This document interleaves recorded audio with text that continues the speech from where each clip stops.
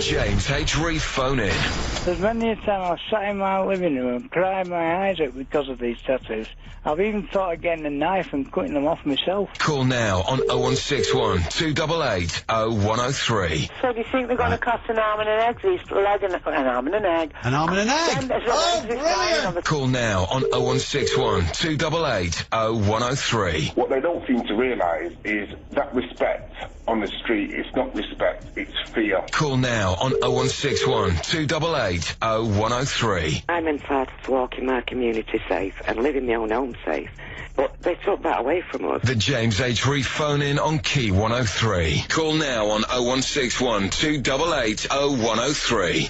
Hello, valued Hillman. James H. Reeve here on Wednesday night, and again we find ourselves with 3 hours with nothing better to do than to sort out the world. We did it last night, and haven't you noticed how much better it is already? It's a simple matter. It usually involves someone from some small, ill-regarded suburb ringing 0161 288 0103. We shout at each other for an elastic period of time, and then everything's resolved. And the following day, luckily, a bit like good ideas in the pub, luckily the following day it's all gone and we can start right from scratch. So that's the object of the exercise. 0161 288 0103. If you're listening last night, you'll be aware that we continued our what seems to be sort of lifelong devotion to the cause of getting people to understand the simplest concept. And once again, it was a mammoth task, but we were up to it. We sort of got there. And we'll carry on this evening, 0161 288 0103, on matters which are weighing heavily on your mind. No sign of the taser gun yet, by the way. Oh, hang on, I better check. Has it been handed in? We didn't ask on reception, did we? Oh, no, I'll check. Okay. Right, it might have surfaced, I don't know. But that was one of our probably,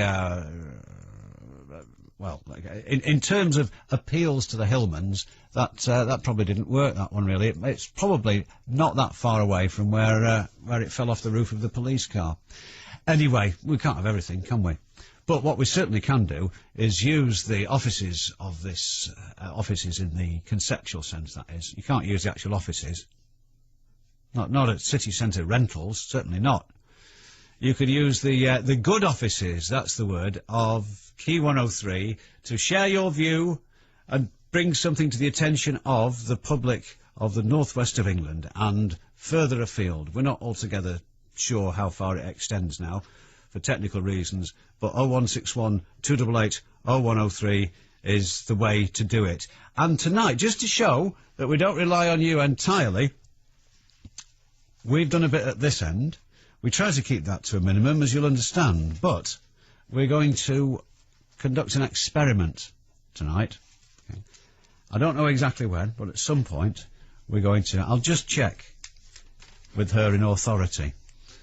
When are we going to do this? Shortly. Right you are. Thanks. Back to you.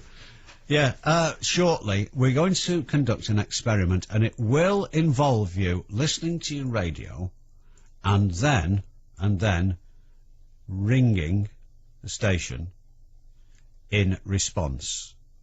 Okay, it's a very specific thing, but we're going to try something out.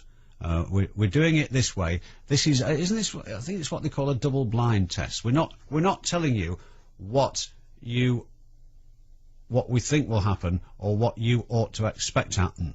We're just going to do it, and you tell us what does happen. Okay, very interesting experiment this, and it may have considerable social implications. So you can be part of this exciting project for nothing, right? Well, probably about 4pence for a phone call. Okay, 0161 288 0103 is the number that you will need.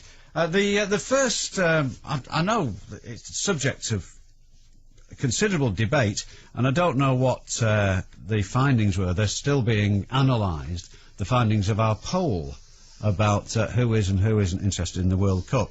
But I do know this. Seymour Clitheroe says, has sent us an email. Seymour Clitheroe. Do you know, I've said that to myself over and over again. I still can't... No. There's nothing smutty in there, is there? No, nothing jumps out. Does it not? No. Right, okay. Anyway, says, I just want to express my view that the decision not to show the England games, any more England games on the big screen, is a disgrace. Why should we suffer in Manchester because of the actions of the bloody Scousers? I quote here, and I have it on good authority, knowing one of those on the panel who made the decision, that the reasoning was the incident in Liverpool. So you can take that on board if you wish. I don't think we've not... But there was trouble in Manchester, though. There was also about 17 tons of litter to be swept up as well, which we might touch on later. But police in Liverpool did describe what happened there as a mini riot. Yes, they did. I don't know what the equivalent was in... I don't know how many... Was anybody arrested in Manchester? There's about 5 or something, wasn't there? Yeah. Well, it's probably an average Saturday afternoon, I would have thought.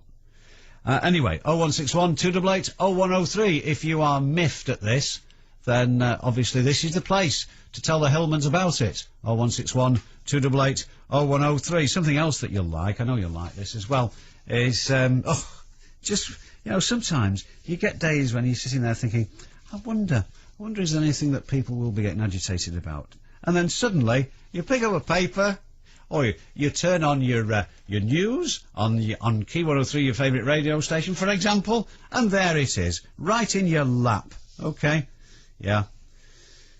53 criminals sentenced to life since the year 2000 have been released. And what is it now? It's 2006 now, so they can't have... well, obviously, they haven't died, have they? After serving 6 years or less, it is possible... Okay, all right, this is a bit of a climb down from what was being hurled around at lunchtime. Anyway, it's possible that amongst those freed early were murderers and rapists. But anyway, so it is possible. But if you want to talk about this, and I know it is one of the things which is constantly going through your mind, then like a lot of these things, it is rather more complicated than it seems, because... If someone is given a life sentence, that sounds tough.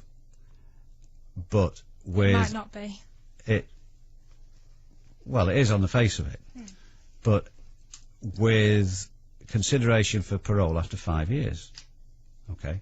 So they might be out after 5 years. They might not.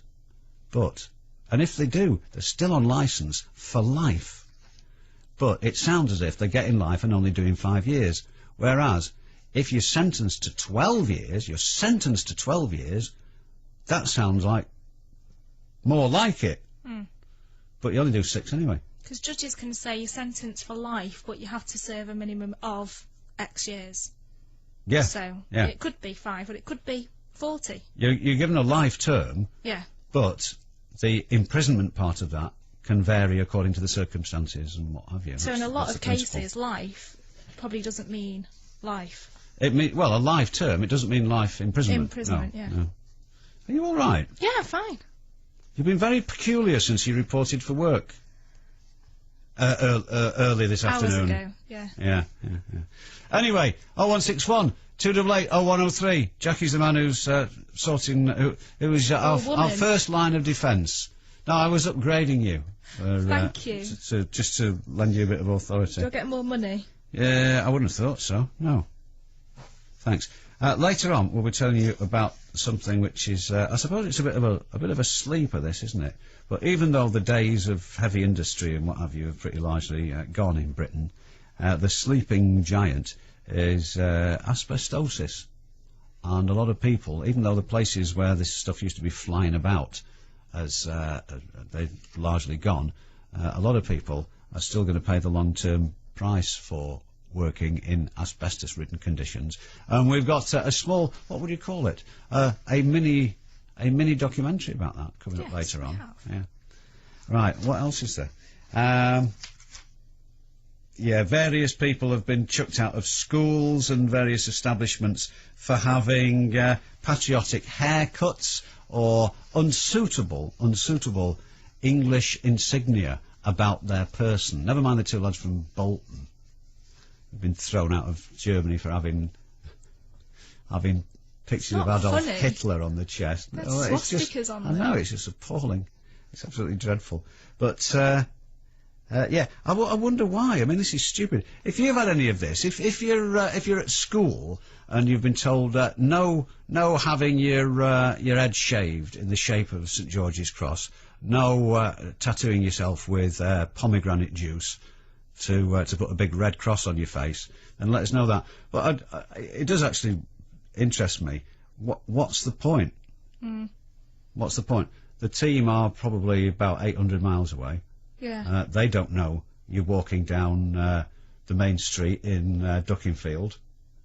Yeah, but with the kids now are out of school, not learning, sat there, refusing on principle to shave their heads or having to wait for it to grow out. What's the point of that? Discipline, that's the point, madam. Discipline. Yeah, but you can School have... uniforms, regular prayers, Yeah, prayer well, meetings every morning. A lot of schools Not a don't prayer have meeting. uniforms now, and you can have... Well, it's a sad day. It was a piercings bad and day when... things. No, well, I'm sorry. That was yet another retrograde step, I'm afraid. Uniforms are a very, very good idea. They instill a sense of... I mean, how can you imagine if at Rorke's Drift that it had been dressed down Friday when the impies appeared on the skyline? But those two kids in, I think it's Chester, were on the news saying how they had these flags put in their hair, but other kids have spider webs and all the rest of it shaved into their hair, but they don't get into trouble. Well, they should all be in trouble. Well, Ridiculous. Why are they being They should picked on? all have their hair parted on the left with a proprietary brand of hair treatment applied. I recommend Brill Cream, but other greasy hair preparations are available. That's what I say. Can you imagine? Lieutenant Bromhead? What are the men wearing today? Well, a lot of them have got the jeans on, sir. Ridiculous.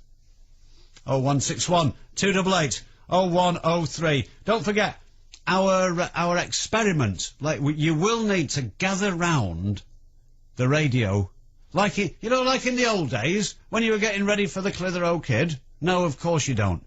Gather round the radio, because we're going to do something. We're going to carry out an experiment, and we need your findings on this. I'm serious now. Right, I'll tell you when it happens. And also, what about this? This is, who's done this? Oh, YouGov. These people, they're always carrying out polls and what have you. They've, on behalf of a big insurance company, they've asked people what their principal of fear is, and these are the findings, actually. About a quarter of Britons fear the threat posed by yobs more than any other type of crime. Okay? And, roughly speaking, it's this. A highly representative sample, actually, over 5,000 people. Of that 5,300, 23% they thought yob culture was the biggest, the aspect which gave them the biggest cause for concern. The second highest category was theft, 9%, violent crime, 6%, car vandalism, 5%. But yob culture, and we know exactly what that means. It's a convenient expression. Yob culture, 23%. A bloke said, a woman, good heavens, said this research indicates a high level of apprehension across the United Kingdom population towards crime and personal safety. This is despite the introduction of ASBOs and increased levels of policing. And she did say, actually, that the World Cup would focus attention on football hooliganism, but people's concerns on safety were much wider. And we know that rarely fails. 0161 288 0103. That's what you've got to do. All you need to do, dial that number, and we'll put you on the wireless. And as you've probably come to understand now and appreciate, we'll listen to your views with the utmost understanding, but we may add a corrective touch on the tiller Sorry, go on. if at any point you stray from that which is, strictly speaking, logical. In your opinion. Hmm? In your opinion. Now, logic is not a matter of opinion. Oh, sorry. No, not with men it isn't. Oh, don't start this now. Okay. 0161 288 0103. You can also text that's clear on 63103 if you wish. And also email us via the website, which contains, in addition to many amusing and diverting visual jiggery-pokeries... New features on there, actually. Yeah. Then you can email us through that if you've got something of any import to say. Right. Although, don't feel in any way if you email that, you know, it's a second-rate way of communicating. Don't feel that you're in any way a shiftless Herbert with no bottle. No. If you can sleep at night, you content yourself with emailing. It's so easy and non-confrontational. It's the coward's way out. So make the most of it. Key103.co.uk. Right. I'll tell you what I'm interested in as well. I believe Richard Ashcroft, Key103 are bringing Richard Ashcroft to Lancashire County Cricket Club. Yeah, this weekend. Brilliant. What is he? Does he bat or bowl? What is he? Oh dear. No, he sings. He's a singer.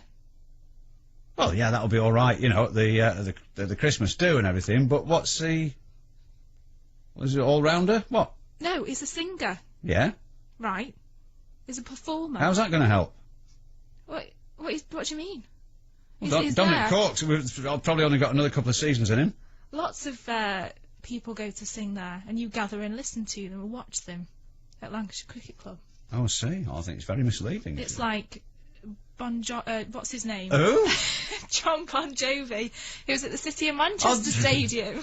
Noggin the odd Bon Jovi? No. Oddin? I can never say it. Bon No, Jovi. you can't. Bon Jovi. And do you hear that rock band from Clitheroe? Go on. Called By Jovi. They were good. That's right. rubbish. Right. Shut your face. Go and prepare our... Peaked too early then, didn't you? Yeah. Our audio experiment. Okay. Right. Because it's going to be very, very scientific, this. Right. In the meantime, 0161 288 0103, all you need is a phone and a view. Living in Doncaster, not an advantage in any way. 0161 288 0103. We've had some communications already about partisan symbols, shall we say. That's all we're going to say. And I'll share them with you in a tick. In the meantime, we hope to have Hillman on directly on 0161 288 0103. Thank you. Listen to these, and then off we go. Key103 invites you to the grand reopening of your M&S Trafford Centre. Okay, roll the drum. The party begins on Wednesday morning with champagne, live music and your M&S chefs cooking up a storm. On Friday and Saturday, we're joined by the M&S personal stylists, plus Mike and Chelsea from Toulon in the morning, host live fashion shows in the Orient, and there's £3,000 in vouchers to give away. Saturday sees more music, magic and family fun in store. Your M&S Trafford Centre, redesigned and revealed with Key103. Practical German. Ich habe eine Panne. My car has broken down. Ich brauche dringend Hilfe. I need help. Ich habe vergessen, dem RAC beizutreten. I forgot to join RAC Rescue. Der 6 spezielle Patrouillen in Deutschland für die Fußball-Weltmeisterschaft unterhält. Who have 6 dedicated patrols in Germany for the World Cup. Ich bin ein Nincompoop. I am a nincompoop. For expert breakdown assistance at home and abroad, visit rac.co.uk. Can I help you, sir? Yes, I've just come back from holiday to find I was charged extra for using my card abroad. Not a charge, sir. That's a tip. A tip? Yes, people love tipping abroad. They'll tip anything. Restaurants, doormen, taxis, beach attendants, policemen. So when in Rome... Yeah, I didn't go to Rome. Oh, you must. Look, it's just that people do things differently in other countries. That's why we call them foreign. And we thought you'd like to get the full experience. Unlike some places, Nationwide don't charge you any extra when you use your cards abroad. After all, it's your money, whatever the currency. Aren't tips meant to be optional? They are optional, and we opted to take your money. Bye. Nationwide. proud to be different. So, boys, should we go to the park? Nah. Cinema? Can't be bothered. Ice skating? Oh, we've done that last week. About the fun fair? No thanks. Ooh, go-karting? Boring. Pizza? Oh, no. What about the zoo? Oh, Mummy's standing in front of the screen. I know, swimming. No. No picnic? Oh, you are joking. Go to a museum. Now you're having a laugh. What about an art gallery? Forget it. No? What about skydiving? No, skydiving. Find out when the school term starts again. Simply visit direct.gov.uk/mycouncil. Plus, find information on school holiday schemes, after-school activities, and much more. Connect to your local council at direct.gov.uk/mycouncil. The James H. Reeve phone-in on Key103. Call now on 0161 288 0103. Just before we proceed, there's a remark that I must make, and isn't it funny? You and I know, as we have made our way through life together, sometimes drifting apart, sometimes coming together again, like tributaries of a mighty river, is that you see sort of strangely things sort of link together, don't they? And you suddenly realise you see a connection, and you think, am I the only one who's... No, because we are as one, aren't we, Grasshopper? Anyway, this is the thing. You'll be aware that there were 12,000 people apparently watching the match on Saturday by the what's it called? Anyway, but near near Marks and Spencer's. What's it called? Something Square, Exchange Square or something like that. That doesn't really matter. You know perfectly well where I mean. Okay, on near Corporation Street. So this is where the girl was fined 75 quid for dropping a lolly stick. Now, I don't know if you saw the pictures of the place after the match, but apparently there was what's it going to cost council? Is it £1.5 million to clean up after the football matches? Well, I think we said at the time, it's all very well for litter wardens to give tickets to little girls eating ice lollies, or as we heard the other night, a bloke helping his kid to feed chips to the pigeons, or a woman who throws a cheesy what's-it out of a car window. But where were they on Saturday afternoon? They would have had a field day. But did anybody see a litter warden with a notebook on Saturday afternoon? Because this isn't necessarily a particularly scientific calculation, but if there were 12,000 people in that square, and let's say, okay, it might not have happened like this, because we must bear in mind the deterrent factor and what have you. But if everyone in that crowd of 12,000 people dropped an item of litter, and the litter wardens had been on the case, then they could have issued fixed penalty notices for the sum of, and it's a very simple bit of arithmetic, £900,000. And yet, I don't think they did. In fact, should we do that? We might do that during the day tomorrow. We'll get hold of the council and ask them whether they put extra litter wardens on duty on Saturday. Yeah, I think we'll do that. See what they say for themselves. That's assuming, of course, it's the council. It's not in the hands of a private litter management company. It's been outsourced. Anyway, we'll find out. Yeah, we'll do. I'll put that on my list of things to do tomorrow. Find out where they were when they were needed. Eh? They're not going to pick on 16 Herberts from the vault in the Throttler's Arms, are they? No, they're going to get a schoolgirl who's dropped a toffee paper. Yeah. Brian in Heald Green is our first Hillman on the show this evening. Brian, welcome. Set the tone. Set the tone. Indicate the direction in which the mighty ship Key103 is going to sail this evening, Brian. Well, we're all talking about extra security, and I think we should be... I tried to get through Monday, Tuesday, because Monday night we had an episode on the evening news, the national news, about how secure your debit card is. In other words, your debit or credit card use. Yeah. And on the news, a reporter, what he did, he got some electronic equipment and managed to copy it onto a top-up card. And he managed to use that in the bank, at the hole in the wall, and withdrew £10 from his account. Right, I must say, Brian, I don't know how well we know each other, Brian, but can I just say from a technological point of view, you lost me very early on in this conversation. Well, what we're saying is that the government or the banking system have decided, for the sake of £1.50 on each card per person, to have this chip and pin installed on your debit or credit card. Yeah. And it's not as secure as one might think. Do you know, I heard this a few weeks ago when rumours first started to go round that these Herberts had managed to find some way of hacking into them or whatever they do. Yes. When we have Gary, our computer bloke, in, I shall grill him on this. In fact, I think that's what I meant to ask him the other week, but I couldn't remember what it was I meant to ask him, because I'm finding that's happening more and more often these days. But yeah, I think you're right. Yeah. So your chip and pin is not as secure. What happens is that there's a central area where the chip and pin is actually activated when you put your card in the hole in the wall, and all your information's on the card, on the metal strip, as far as I know.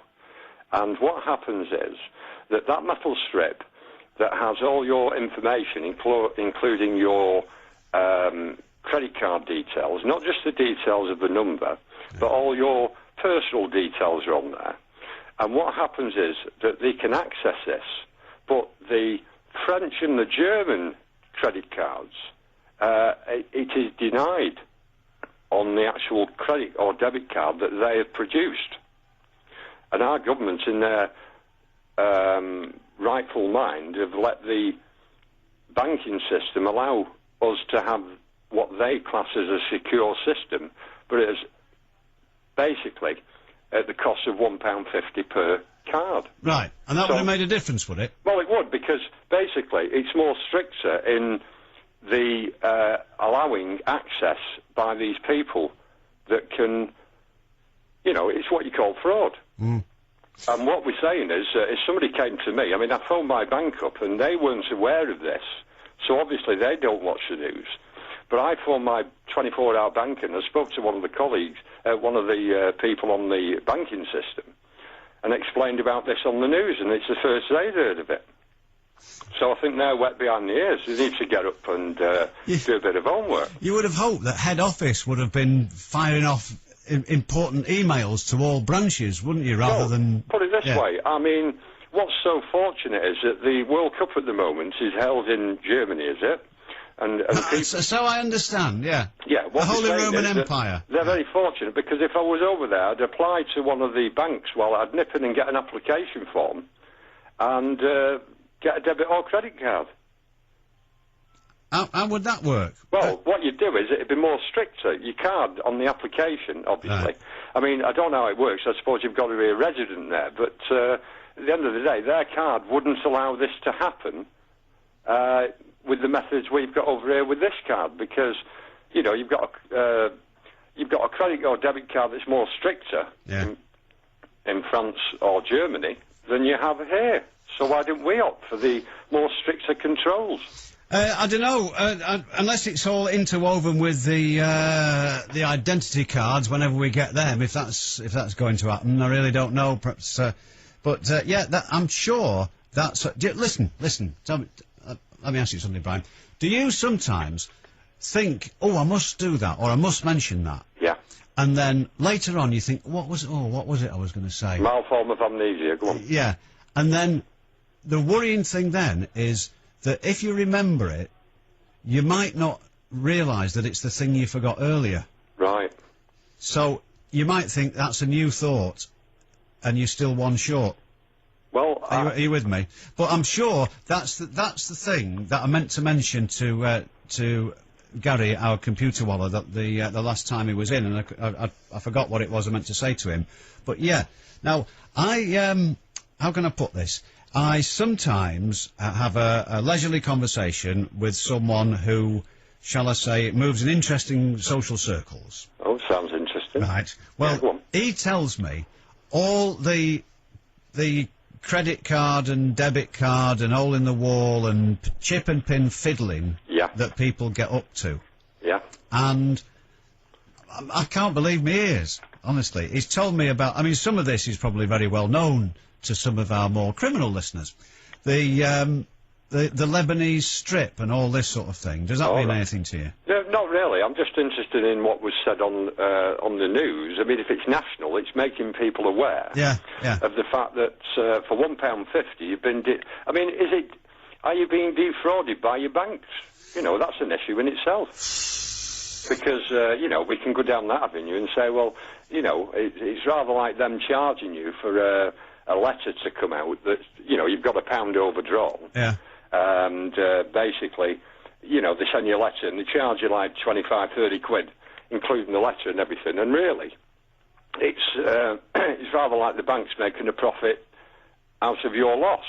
I mean, one woman on the news on the Monday. Listen, we've had all that. The Office of Fair Trading ruled on the charges for credit cards. Yeah. And then they moved on to actual bank charges. And gradually, I think the banks are going to cave in on this. They are actually admitting on a case-by-case basis that they're charging too much and they're waiving fees and refunding people's money. If you want to find out if you've got problems with that yourself, we've got some addresses on our website which show you how to do it, and some people have got hundreds and hundreds of pounds back from the banks. I understand that the Consumers Association, who publish Which magazine, they've got a pro forma letter that you just fill in your details and send it off to your bank. They did the same thing with people for people who've been missold endowment policies. Yeah, I mean, I was one of these, unfortunately, that I wasn't in a position with endowments, of course. I mean, if we sidetrack for a minute, this endowment situation was one that, you know, you have to be aware at the time what was being sold to you. And it was fair to say that I was sold, although I could have said later on I was missold, but you've got to take the facts at the time that you were there, you know, when you were being sold this endowment. But anyway. Right, but I mean, no, they had considerable success, and the insurance companies have had to pay back billions of pounds to people. So we sorted that one out to an extent. The same thing with the credit card charges, and now the same thing with the bank charges. So essentially we're clawing that sort of thing back. An email has just appeared in front of me while I've been speaking, Brian. Good heavens, it wasn't from me anyway. Go on. No, it's from somebody in Stockport who claims to be called Andy. Oh, right, that's Andy, go on. Yes, it is. And he says, the banks have opted for a cheap system which sends your PIN number down the line and can be intercepted. The foreign systems have encryption which stops anyone from hacking it. Right. Right, now that's, even at my level, entry level, even I can grasp what the problem is there. How you would hack it, I haven't the faintest idea, but I can, you know, I don't know how a car works, but I can drive one. Well, to me, it's just food for thought. I mean, it's basically letting people aware of the fact that, you know, what they're walking around with is basically not as secure as it could be. Well, I'm quite happy to spread the word. Interesting thing is, legally, you see, that's very interesting, because if the banks have offered you a system and it's got a flaw, then and you suffer a loss as a result. Well, if you make it aware before the flaw happens, I mean, for instance, it's like information. For instance, if you make a statement when you buy a car insurance policy, anything you don't tell them might be relevant. So you tell them. And they say, oh, well, it's not relevant. So, therefore, you've submitted all the information you can think of. Yeah, but there is also a thing called obligation of candour. Do you know that? Obligation of candour? Yeah. Well, as I say, I can grasp slightly what it is, but I'm sure you'll enlighten me. Well, obligation of candour means you have to tell them everything you think they might want to know. Yes, right. So, if you don't tell them something because you didn't think that's something that they need to know, that's your hard lines. Right. And if they did need to know it, you should have told them, even though you didn't know they wanted to know it. Right. So that then they can scrub a claim or refuse you a passport or all manner of things. Anyway, listen, we'll pass the message on and we'll put it in our things to do. We'll put it in the carry forward file that when Gary comes in, we'll ask him about that, about the insecure PIN numbers. We all have insecurities, but I'll ask him about that one. I'm sure that's the thing I meant to mention to him. You know, when I was racking my brains the other week, I was saying, what was it I meant to ask you? I think that was it now, actually. Anyway, we will look into that. That side of it is the who would be responsible in the event of your suffering a loss is an interesting one. Oh, we're just racking up the things that we need to take further, aren't we? That was who was that? That was Brian in Heald Green. Anything you wish to impart, this is the place to do it. 0161 288 0103. Whenever you feel like it. It's 21 minutes to 11, and we're going to Chorlton in a mo. Key103. Where am I? You're tied to a pole with a load of wood underneath you in the middle of my village. But I was just on my way to get a Volkswagen Fox. What's happening? Remember that song by Elton John called Sacrifice? Well, think of it as a tribute to you. What's that chanting? It's just a special chant. It's pretty catchy, actually. Anyway, better get on. You may feel a slight burning sensation. It's called being on fire. The new Volkswagen Fox. What's stopping you? Because now you can pick one up from just $6,590 RRP. And with CD player, twin airbags and power steering as standard, you'll need a really good reason not to. We're giving you the chance to win at Fox or other amazing prizes like 6590 air miles to New York, a 6590 feet high trip to the Grand Canyon, or 6590 minutes of music on an iPod. For your chance to win, log on to fox6590.co.uk. Terms and conditions apply. The new Volkswagen Fox from just $6,590 RRP. What's stopping you? Key103. Babe, I don't want to scare you, but something very weird is going on. What's that, love? We're sitting in TGI's, and I'm eating a delicious Cajun chicken sandwich with fries. Yes? But it's daytime, and it's a huge portion, and it cost me less than $5. It just doesn't make any sense. Lunch has arrived at TGI Fridays with full-size main courses from just $4.95. Available Monday to Friday, 12 to 3. TGI's in daylight? Try it. It's only a tiny bit weird. It's not even Friday. I'm telling you, those Americans are up to something. When I split up with my last girlfriend, there was a bit of a custody battle. We didn't have any kids, but we had to sort out who got custody of our friends. So, you want Pete and Lynn? Okay, but then I want Claire and Jimmy. Oh, come on, I went to school with Jimmy. And I went to school with Claire. Can't we have one each, then? That could be awkward. At BT, you can now get better value automatically. BT Friends and Family Auto Update now updates your most frequently called numbers to help you save. What about Stuart? Oh, you can have him. No. To opt in, visit bt.com/value. Available to BT Together customers. Number of eligible numbers dependent on package. 01, 02 and 07 numbers. Exclusions and conditions apply. You're an electrician. You're self-employed and on a job. You have to reach up to feed some cables through, so you stand on a table. You're only 1 metre off the floor. What's the worst that could happen? Hi, I'm Dr. Marsden. I'm afraid it looks like you fractured your spine, so I'm referring you to our spinal injury specialist. Last year, over 2,000 people seriously injured themselves falling from low heights in the workplace. Don't be one of the casualties this year. Call 0845 345 0055 for information on how to be safe at all heights. Be safe, be careful, and take a moment, not a fall. Our new IKEA store opens in Ashton-under-Lyne in October, and we're already assembling our team. We're looking for all kinds of people to work in sales, catering, customer service, warehouse and administration. In return, we offer a great working environment and flexible hours to suit your lifestyle. Putting a great team together isn't easy.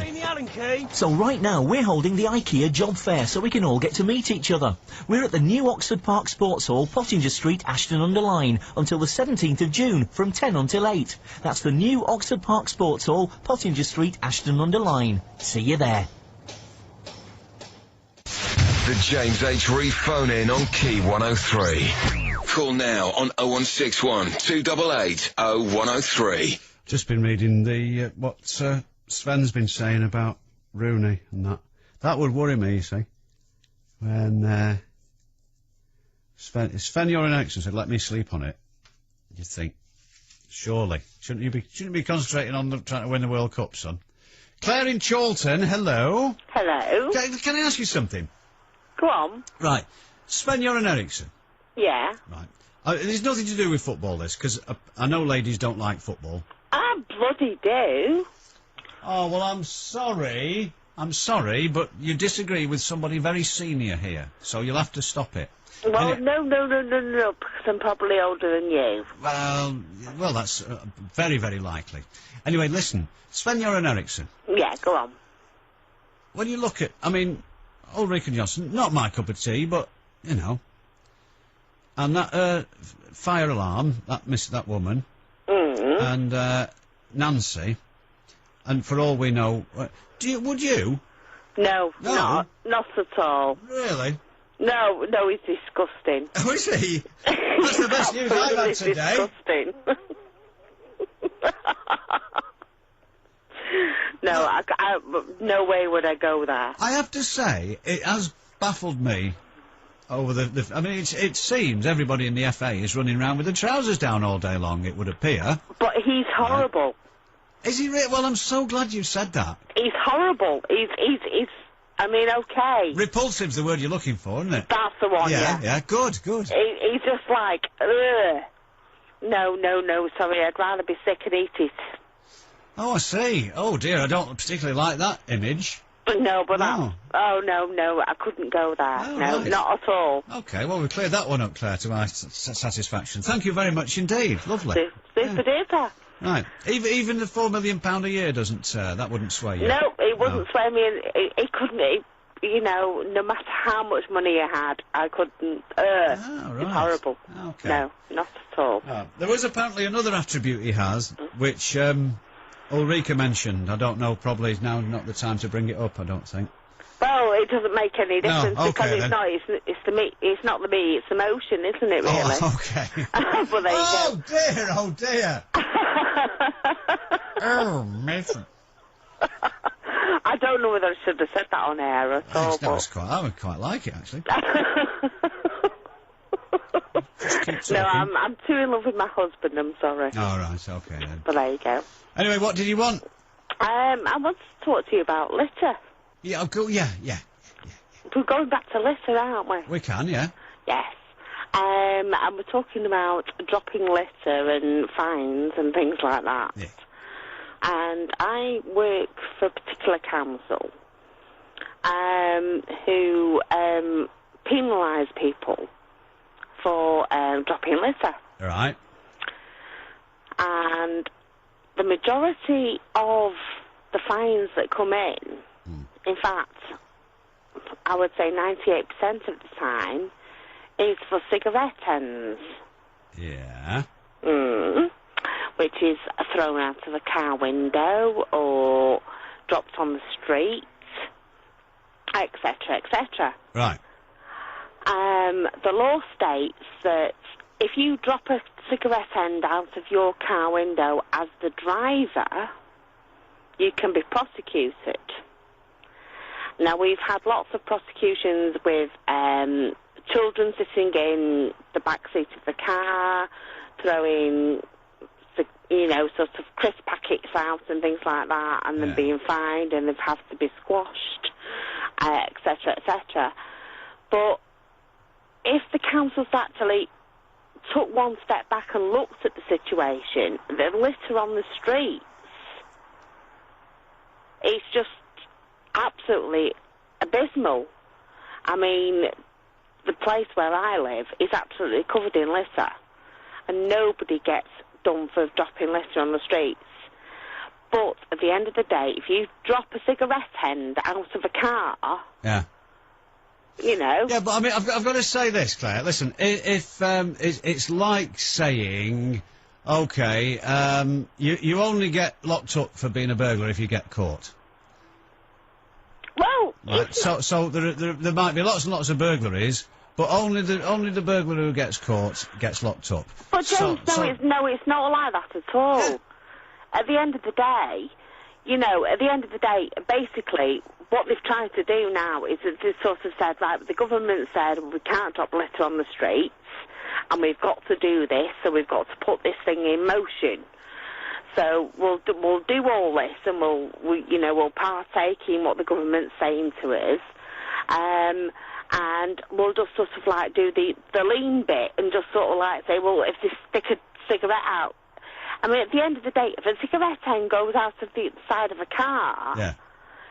it's going to sort of like get mashed up by other massive cars, and it's going to break down.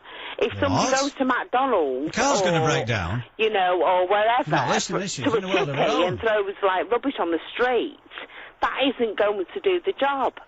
You know, people going fly tipping, that isn't going to do the job. And the government actually said, well, hang on a minute, we want to tidy up Britain, basically, with all this fly tipping. And the councils have just picked on people that are throwing cigarette ends out of the car. Yeah, well, And also, would just God blimey. shut your face a minute. Oh! No, you shut your face a minute. Just let me tell you one thing. In the council I work in, they've actually told every council employee, if they witness somebody who is throwing a cigarette end out of a car, to come to a certain department and report it with a registration number on it, whether they're a council employee or not, Yeah. and they will get fined £50. Right, if they can prove it, of course. But the point is, I had a case the other week where it was a lady in my area. It came across my desk, and she was a one-parent family, and she stubbed the cigarette out on the floor. Yeah. And she agreed to pick it up and put it in the bin. But they initialised a £50 fixed penalty ticket on her. Right, okay. And she turned round to me and said, well, she didn't turn round to me. She turned round to the person and said, well, she turned round and said, I can't afford to pay that fixed penalty because I'm a one-parent family. I will put that cigarette in the bin. But no, what did the council do? They took her to court, and the result was she had to pay the £50 plus £190 in costs. Well, listen, I mean, that's a very interesting story. One aspect to it, though, is this. And it happened with the girl who dropped the lolly stick. Yeah. If the litter warden comes up to you and says, right, I'm going to fine you for that, and you say, oh, well, I'll pick it up and put it in the bin, it's too late. If a bloke's arrested climbing out of somebody's living room window with a bag full of swag on his back, and the copper says, I'm arresting you for burglary, it's no good saying, oh, I'll go and put all the stuff back then. No. Well, there we are. James, that is not the point. But it's a precise... If there's a law that says don't drop litter, you don't drop litter. If you're caught dropping litter, if you're caught breaking a law, it's no good saying, oh, well, I'll turn the clock back. I'll pretend I didn't break the law. It's too late. James, what the councils are actually doing are actually... They're going away with the story. They're basically... I mean, obviously you're for councils here. No, I'm not. No, listen, no, I'll tell you what I'm for. Listen, I'm going to bin you there, Claire, because it's a bit ponderous, that, with all due respect. What I'm saying is that it's all right to have somebody poncing around looking for people who you can issue fixed penalty notices to, who aren't going to kick up a fuss. But where they could actually do some good, like... And it was, Jackie pointed it out, she said after Roy Keane's testimony at Old Trafford, the place was like a tip for half a mile in every direction, and on Saturday, all the big screen football matches, everyone was ankle deep in all sorts of crap. But there wasn't a litter warden to be seen anywhere. If they're so keen to stamp it out and improve our green and pleasant land, then why don't they do that? Why don't they go to where the trouble's going to be, instead of going for soft targets? It's clear. That is a rhetorical question. If you've got a view, though, you're entitled to turn it into an active question. I'm sorry, that was far too ambitious a thing to say, wasn't it? Anyway, 0161 288 0103. We'll put you on James H. Reeve on Key 103. That's moi, on the biggest phone in the Northwest. It's as easy as that. Andy in Stockport can do it. In fact, he's done it, and we'll talk to him next. Key 103's £25,000 triple play. This week we've given away £1,000. We've given away £5,000. The first one, Sugar Babes, Push a Button, and the second one, Madonna, Like a Prayer. Martin Robinson, from Oldham, you are caller number... Come on. 25. Yes! Get him! Martin! But we still haven't given away the big one. Key 103's £25,000 triple play. Could be any minute now. Better keep listening. Key 103. He's heading home again! Football. I'm tired of football. And footballers. I wouldn't mind their money, though. Don't dream about the lifestyle of a footballer's wife. Win it with Boots and Coca-Cola. 2 nights in a 5-star London hotel, tons of pampering, shopping at Tiffany's and Harvey Nichols, plus dinner at 2 swanky restaurants. Drop into Boots before the 5th of July for how to enter, plus our special deal of any 2 500ml bottles of Coke or Diet Coke for £1.30. No purchase necessary. Conditions apply. Boots and Coca-Cola. It's the perfect match! Babe, I don't want to scare you, but something very weird is going on. What's that, love? We're sitting in TGI's, and I'm eating a delicious Cajun chicken sandwich with fries. Yes? But it's daytime, and it's a huge portion, and it cost me less than £5. It just doesn't make any sense. Lunch has arrived at TGI Fridays with full-size main courses from just $4.95. Available Monday to Friday, 12 to 3. TGI's in daylight? Try it. It's only a tiny bit weird. It's not even Friday. I'm telling you, those Americans are up to something.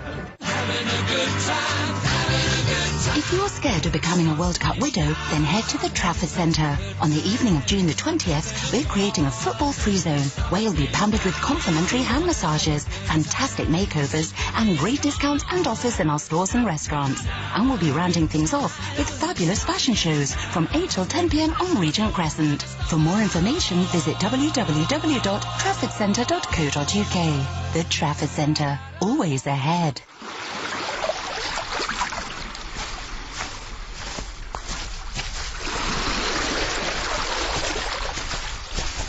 Yes, what? What? Have you heard of King Midas? Oh, the king who turned everything he touched into gold. What about him? Well, he lived here in Turkey. Well, he certainly left his mark on the beaches. Turkey, the Mediterranean, and more. Comrades! Comrades! Where are all the comrades? Decadently at home booking flights, sir. It's all part of Monarch's low-cost revolution. They're giving up to 50% extra web discount. 50%?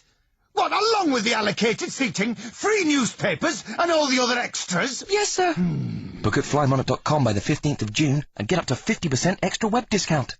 Flymonarch.com. Expect more, pay less. Quick, give us your laptop. After school, he'd give me my secret homework. He'd do gross things to me. I didn't want to tell anybody, because he'd just think I was dirty. It went on and on until I told someone. They made me realise it wasn't my fault and I had nothing to be ashamed of.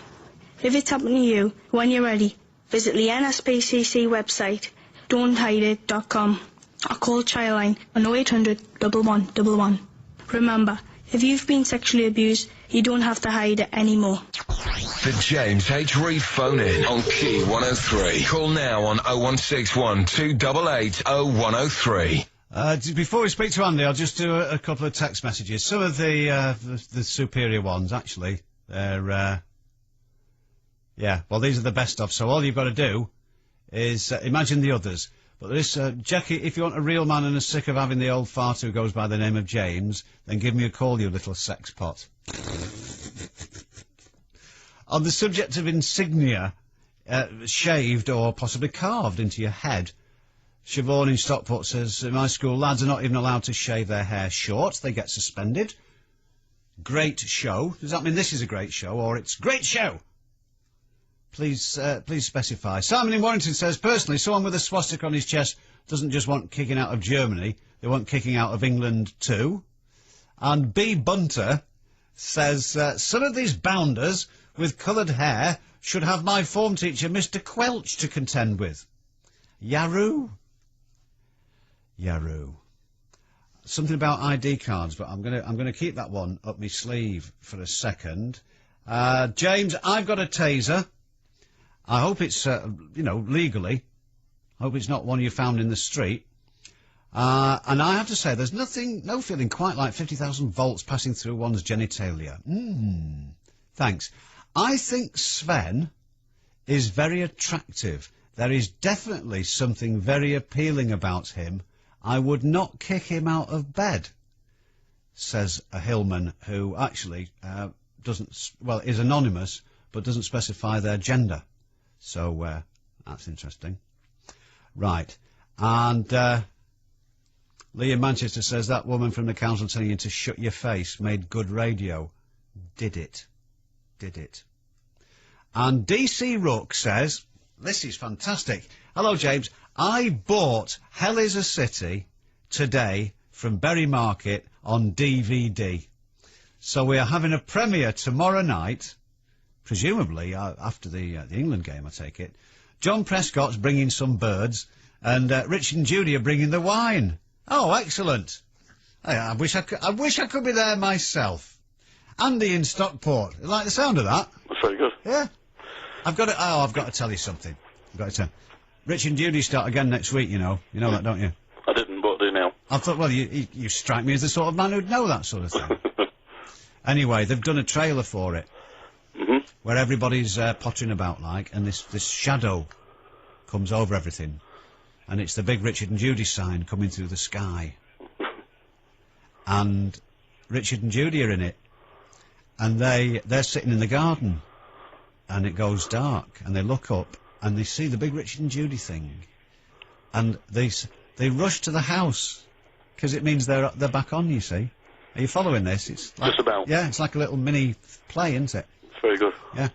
And Judy stops to gaze up at the huge floating Richard and Judy sign in the sky. And Richard has got a line to deliver. And he goes, "Come on, Judy. We're on." As only Richard can deliver a line. You know what I mean? It's not that good, is it? No, it's rubbish. It's shocking. He's had 6 months to practice it, while that other pillock's been drivelling on. That rubbish, O'Grady. We don't watch that either. No, I don't blame you. In fact, I don't know why I watch them. I only watch them for... And I never tell the audience research people. I always lie to them. Anyway, go on. Anyway, what did you want? Chip and pin, yes. Yeah. We have a small shop in Stockport, and basically, just to sort of go back with the history of it, when the banks decided to do chip and pin, they advised everybody that basically the reason they're doing it is to make everything more secure. Yeah. What they didn't say was that the small shops would have to pay heavily for it. We already have to pay for doing credit card transactions and debit card transactions individually per transaction. Right. If we have the bank's machine, they will upgrade it free of charge so we can accept chip and pin. We unfortunately have our own equipment. In order to upgrade that, it would cost me about 1,200 quid. Right. Which I have to pay. Let me stop you, Andy, because I've never understood this. What happens if I buy... 'cause I generally just like buy petrol and stuff with a credit card. To say, you know. So... does that mean that the person I buy stuff off, they have to pay something to the credit card company for the privilege? Yeah.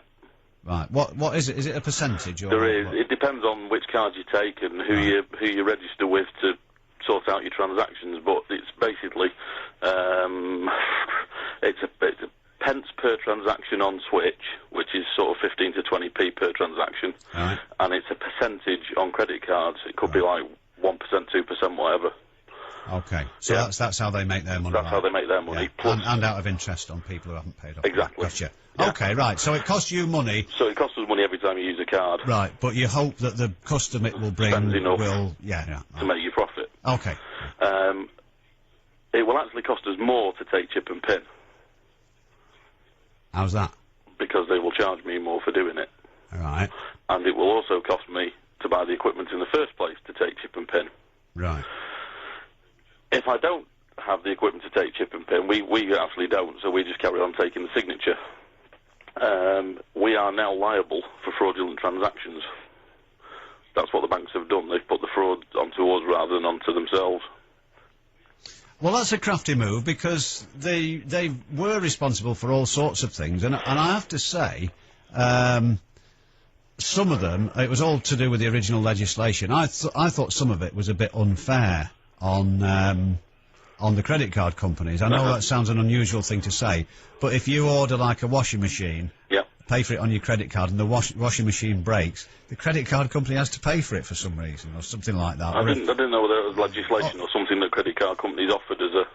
It was, well, no, you are apparently, and like, if your holiday turns out to be crap, you can claim off the credit card company. And I thought, well, it's not really their fault, is it? Sure, I'm for booking a crap holiday. Yeah. But obviously people were doing it. Yeah. But then again, you more or less feel it's offset by the many other ways in which they're ripping the living daylights out of people. Well, correct. Yeah. So they're ripping you off on your interest charges, and they're ripping us off on charging us for taking the transactions. Right. And they've now got themselves out of paying for any fraud as well. So this is the messages that you send on when you put your PIN. Yeah, basically what happens is when we swipe your card, if I swipe your card, it dials up to the people who collect my transactions and checks out to make sure you've got enough money to pay for it. Right. And then either adds it to your credit card or debits it from your bank account. Right. You then sign a bit of paper and off you go. 3 days later, I get the money. Right. Yeah. Okay. With chip and pin, your card goes into the slot as it used to do. The same information goes down the line as it used to do when you swiped it. And then you tap the pin in instead of signing for it. Right. And the idea is that if you got somebody else's card, you could copy the signature. Yeah. Unfortunately, you can't copy a PIN number that is only in the person's head. Okay. So it makes it safer, supposedly.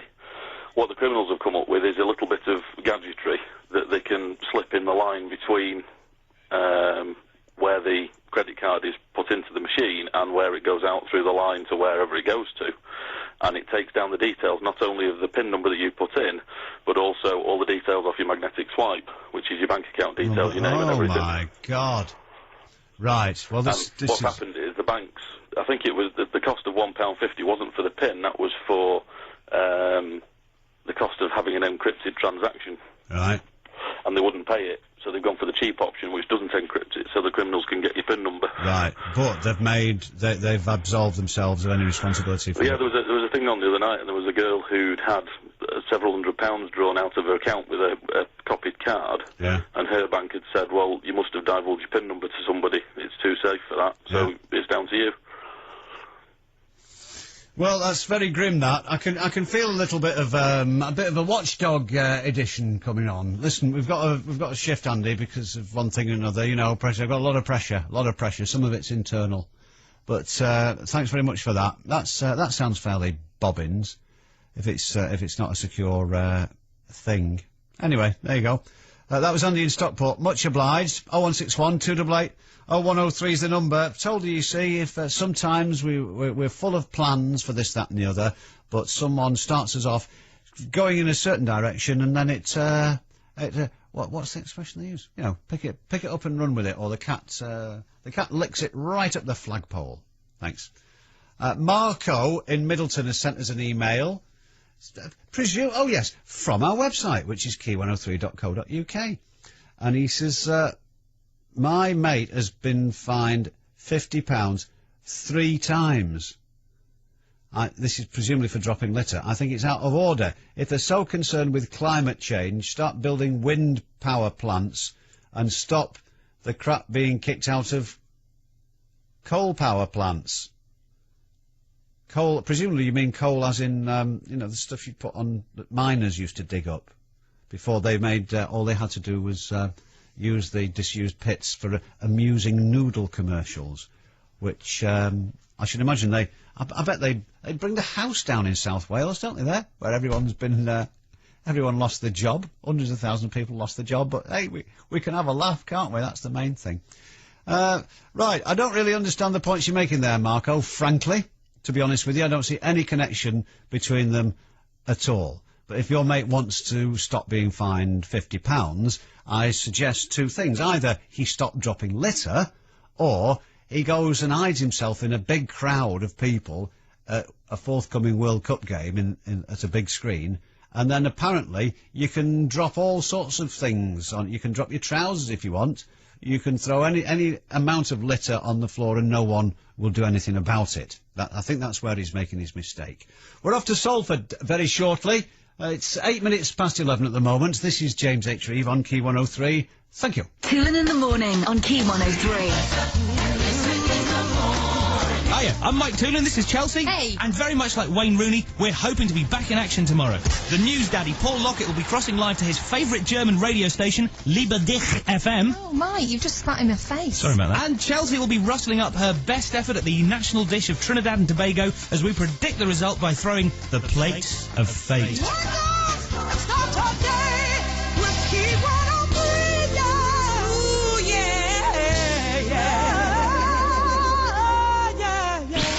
When I split up with my last girlfriend, there was a bit of a custody battle. We didn't have any kids, but we had to sort out who got custody of our friends. So, you want Pete and Lynn? OK, but then I want Claire and Jimmy. Oh, come on, I went to school with Jimmy. And I went to school with Claire. Can't we have one each, then? That could be awkward. At BT, you can now get better value automatically. BT Friends and Family Auto Update now updates your most frequently called numbers to help you save. What about Stuart? Oh, you can have him. No. To opt in, visit bt.com/value. Available to BT Together customers. Number of eligible numbers dependent on package. 01, 02 and 07 numbers. Exclusions and conditions apply. Rough track. Smooth track. Hard rock. Soft leather. Stormy weather. Climate control. With aircon, leather interior, and Sony 7CD auto changer, no matter how hellish outside, it's always heaven inside the Ford Ranger Thunder from only $13,950 with £550 of free accessories. Feel the difference. Retail only. Price includes £3,000 saving on vehicles registered before 30th of June. Terms and conditions apply.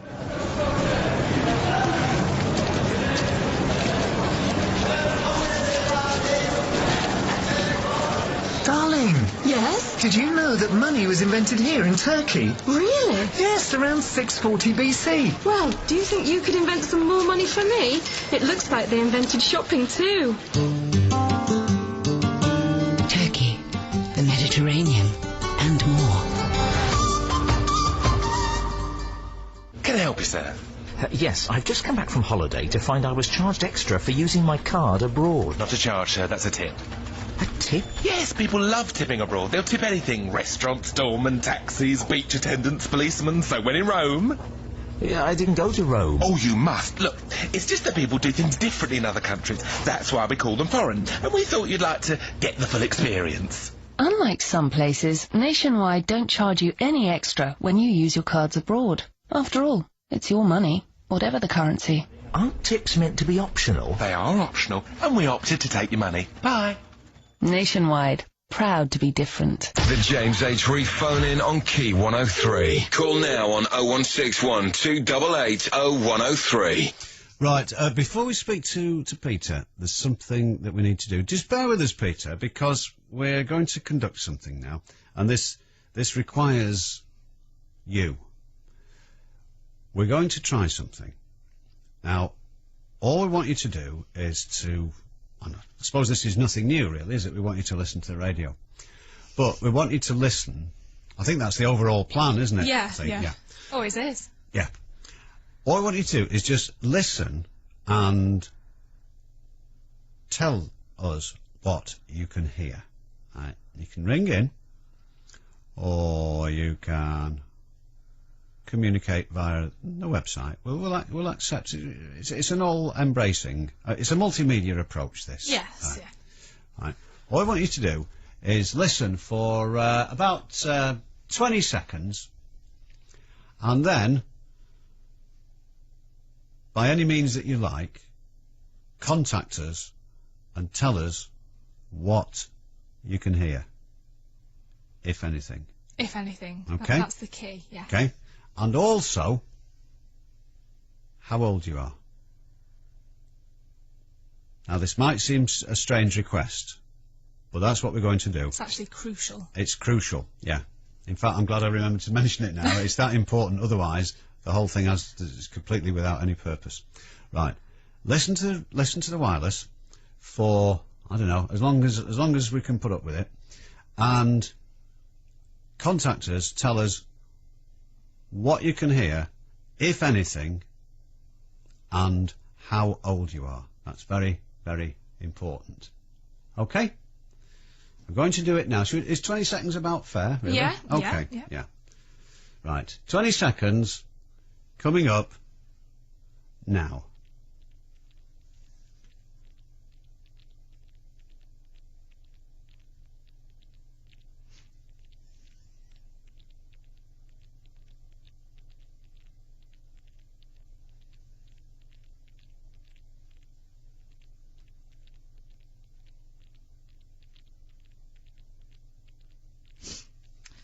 Oh, well, don't do a great big sniff up at the end.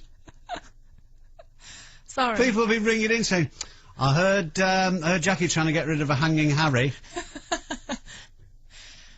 Right. There's someone ringing now, I'll go and find out. Okay. Right. In fact, whether you heard something or not, give us a ring now and tell us what it was you heard, either what you heard or the fact that you didn't hear anything, and your age. There we are. We might do it a little bit later when some more people have fallen out of the boozer and joined us. But we need to do that now. Might do it quite a few times tonight. Okay? 0161 288 0103. 0161 288 0103. We will, Peter. Sorry about that. I'll tell you what, we'll do these now and then we'll speak to you in a second. Bear with us, old scout. I know you consider it a minor inconvenience. Key103's £25,000 triple play. This week we've given away £1,000. We've given away £5,000. The first one, Sugar Babes, Push a Button, and the second one, Madonna, Like a Prayer. Martin Robinson from Oldham. You are caller number... Come on. 25. Yes! Get him! Martin! But we still haven't given away the big one. Key103's £25,000 triple play. Could be any minute now. Better keep listening. Key103. He'd come in my room and touch me. He said it was normal and kept buying me presents. I was confused because I thought it must happen to everyone. It went on for ages until I told someone. I felt better just being able to talk about it. If it's happened to you, when you're ready, visit the NSPCC website don'thideit.com or call Childline on 0800 1111. Remember, if you've been sexually abused, you don't have to hide it anymore. I'm Eileen and I'm quitting with nicotine. I was quite dubious about giving up cigarettes because when I gave up before, I did put on a bit of weight. But now I'm 6 weeks into it and I really find with the nicotine lozenges that not only are they helping to take away my cravings for the cigarettes, which is great, but also I find that I don't have to be eating and nibbling all the time, so far so good. Eileen quit smoking last year using nicotine CQ 4mg lozenges, which helped Eileen control her cravings and her weight while she quit. Requires willpower, contains nicotine, always read the label. News for drivers using junction 7 of the M56. The westbound exit Slip Road will close overnight Friday and Saturday, June the 16th and 17th, 9 p.m. to 5 a.m. This is to complete investigations into the structure of the bridge. Afterwards, traffic restrictions will continue for safety reasons. That's overnight closing this weekend and continued single-lane traffic at Junction 7 M56 westbound exit. The Highways Agency, putting motorway safety first. Get down to Go Outdoors' biggest ever sale with massive summer savings across the store. Go Outdoors, Junction 1 or 2 M60, Stockport Road, Cheadle Heath, next to Morrison's. Auto Glass Repair, Auto Glass Replace. If you've left a chip in your windscreen and it's turned into a crack, Autoglass can replace it. We just put everything back to normal, and then you've got a lifetime guarantee on the workmanship for as long as your own vehicle. If you ever need your windscreen replacing, call Autoglass. 0800 36 36 36. The James H. Reeve phone in on Key 103. Call now on 0161 288 0103. Right, we'll go straight to Peter in Salford now. Thanks for waiting while we conducted that very important scientific experiment, Peter. And I know, as a man of learning yourself, Do you want me to keep my gob shut about it? you will understand the importance. I know what it's all about, actually. Did you hear what could you hear, if anything? No, do you want me to honestly say it? I mean, do you want to... I want you to tell me. Yeah. It's ultrasound, isn't it? No, I want you to tell me what you heard. Right. I know what I should have heard. No, why is it? This isn't a capital punishment argument again. I want you to answer a simple question. What did you hear? I didn't hear a thing, I'll tell you why. No, I don't want to know why. I want to know what you heard. Well, aren't you listening to this? Yes, I am. I want to know what you heard and how old you are. Right. I didn't hear a thing, and it wasn't because of my age, it was because of this... And how old are you? How old are you? Radio. How old are you? As old as you, 35. 38? Yeah, 38. Oh, okay. All right. Yeah. Right. Yeah.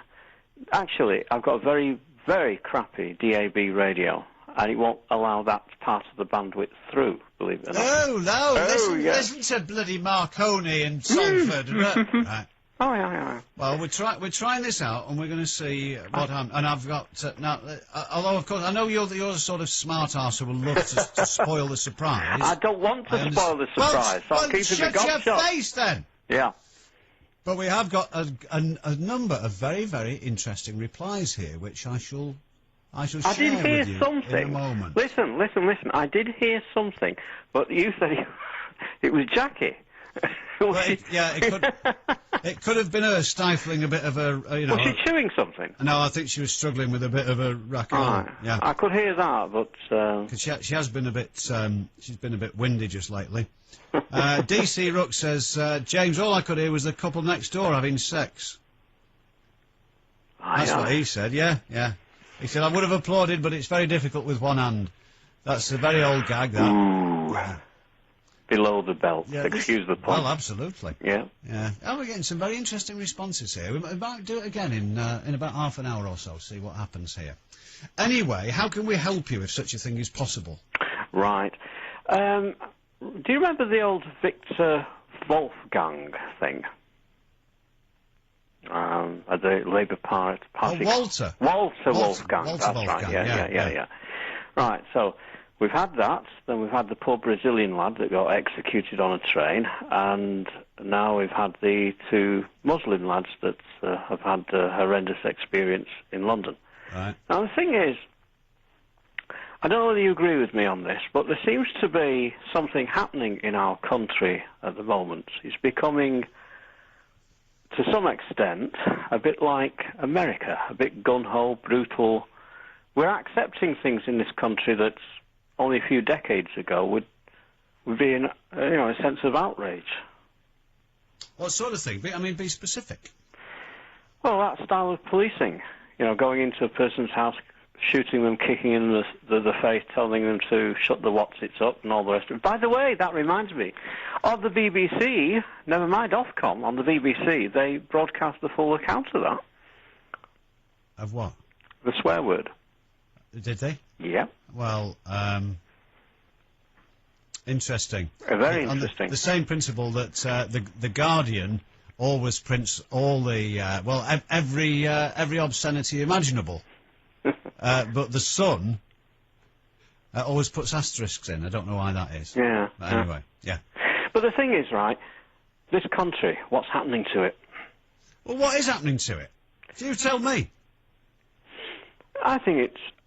If we do not kind of take a step back and review our collective position, as it were, we're heading towards a future tyranny. Well, come on, continue, state your case. Imagine you're at the Labour Party conference, comrade. You've got 2 minutes. I can't go beyond that. Half of what's in my mind I'm basing on personal experience recently, and I'm sure you wouldn't want me to repeat some of the things I've told you about in the past. Oh, Yeah. And something that if I told you now, your eyes would pop out of your head. You'd think, my God, what is happening in this country? Well, listen, are you going to tell us, or are you going to come I am along with asking this? you. You're a learned person, right? Yes, I am. I'm asking you. Do you sense that there is a wind of change in this country? This country's becoming more autocratic, more, how would I say, like kind of a 1984 scenario? Well, I'll be perfectly serious here. We certainly do seem to be having going through a strange period, and I'm not going for an easy target here. But for example, where we are finding that people are being taken to court for dropping a cheesy what's-it in the street, and yet, according to today's news, 53 people who have been given life sentences are at large in the community after less than 6 years. Yeah. So this is odd. But when you actually look at the top end, at the serious stuff, then it's all actually quite explicable. And you've got to remember that the people who sort out the sentencing policy and who administer it and all the rest of it, these aren't young tearaways. These are elderly, male, upper middle class judges who don't really think that they're not really beatniks. Yeah, they've had an unfortunate Etonian education. Right, but they strongly disapprove of wrongdoing. Okay, so I know we could have an entire evening arguing about the rights and wrongs of sentences and how long they should be and how much of them you should serve and whether there should be parole and licence and all that sort of thing. But we are told that all that side of thing is in safe hands. It's curious. It's curious when you hear some of the examples. On the other hand, what seems to be happening at the bottom end of the scale is that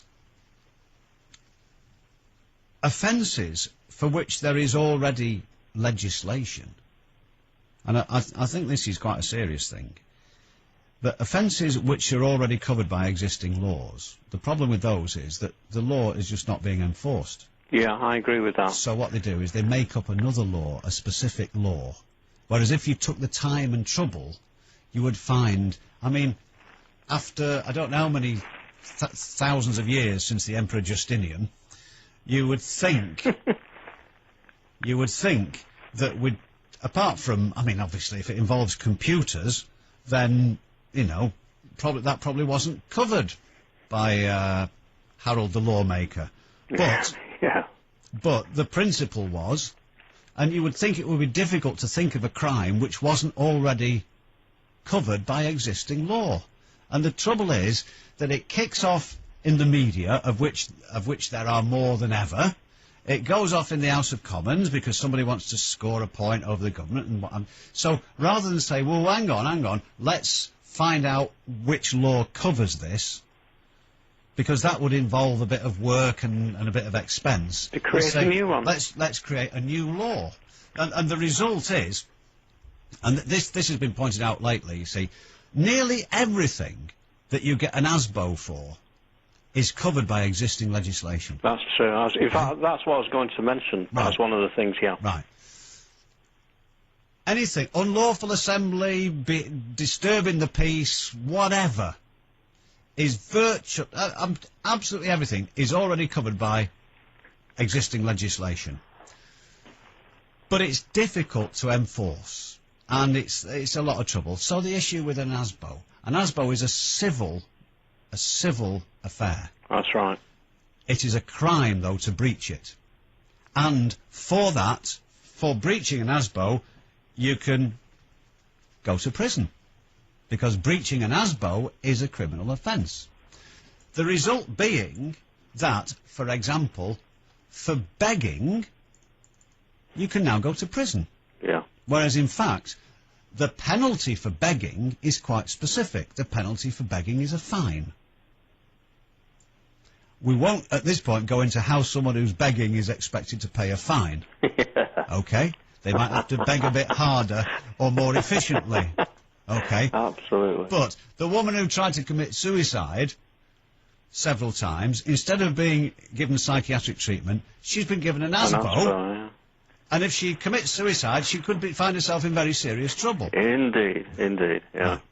Anyway, but yes, I mean, I know what you mean. We're living in very strange times. I grant you they are strange. The only consolation I can offer you, Peter, is that, as somebody said, the price of, what is it? Freedom is eternal vigilance. The price of freedom is eternal vigilance. And that's the point. And people do fly off the handle and say, oh, why isn't this sorted out and why isn't that sorted out? Well, it's a constant process of... It's a constant fight as well. Yeah, of sorting things out, of putting in place the checks and balances and so on and so forth. So, yeah, it's like, you know, if you're driving a car from A to B, you don't get in it and expect it to proceed in a straight line. You have to avoid obstacles on the way and allow for traffic conditions. And that is what life is all about. At least that is what society is all about. That is perfectly true, but recent trends and developments, they are extremely disturbing. And if those so-called checks and balances, if they do not, if they're not effective, then we could be heading for disaster in this country. I certainly believe that. What sort of disaster do you imagine? Because, you see, on the one hand, you're talking about it being, we're heading towards a dictatorship. Yeah. And yet the average punter seems to feel that what we're heading for is the complete absence of the rule of law. Do you know what? Whoops. I mean, one of my cats have just jumped for some reason. There's no need not interested. I'll tell you, right, we've got a situation where there's a breakdown of law and order, right? And at the same time, concerned folk are worried about the possibility we could end up in something worse than an electoral dictatorship. And it makes you wonder, the two seem to go hand in hand in a funny roundabout way, because with a breakdown of law and order, there's a jolly good excuse for the powers that be to impose more stricter laws that have ulterior applications. And I don't know. I'm one of these people, I'm thinking, is it getting to the point now where it's best to leave this country? Because of the things I've personally experienced, and one thing in particular, which I can't tell you about, but if you're interested in it, I'll send it you through the post. Well, you can if you want, by all means. I mean, you know, it's helped me to pass the time, because as everybody knows, I only work 3 hours a day. Yep. These people are very fond of reminding me. Well, seriously, James, how do you see the future in, let's say, the next 10 years?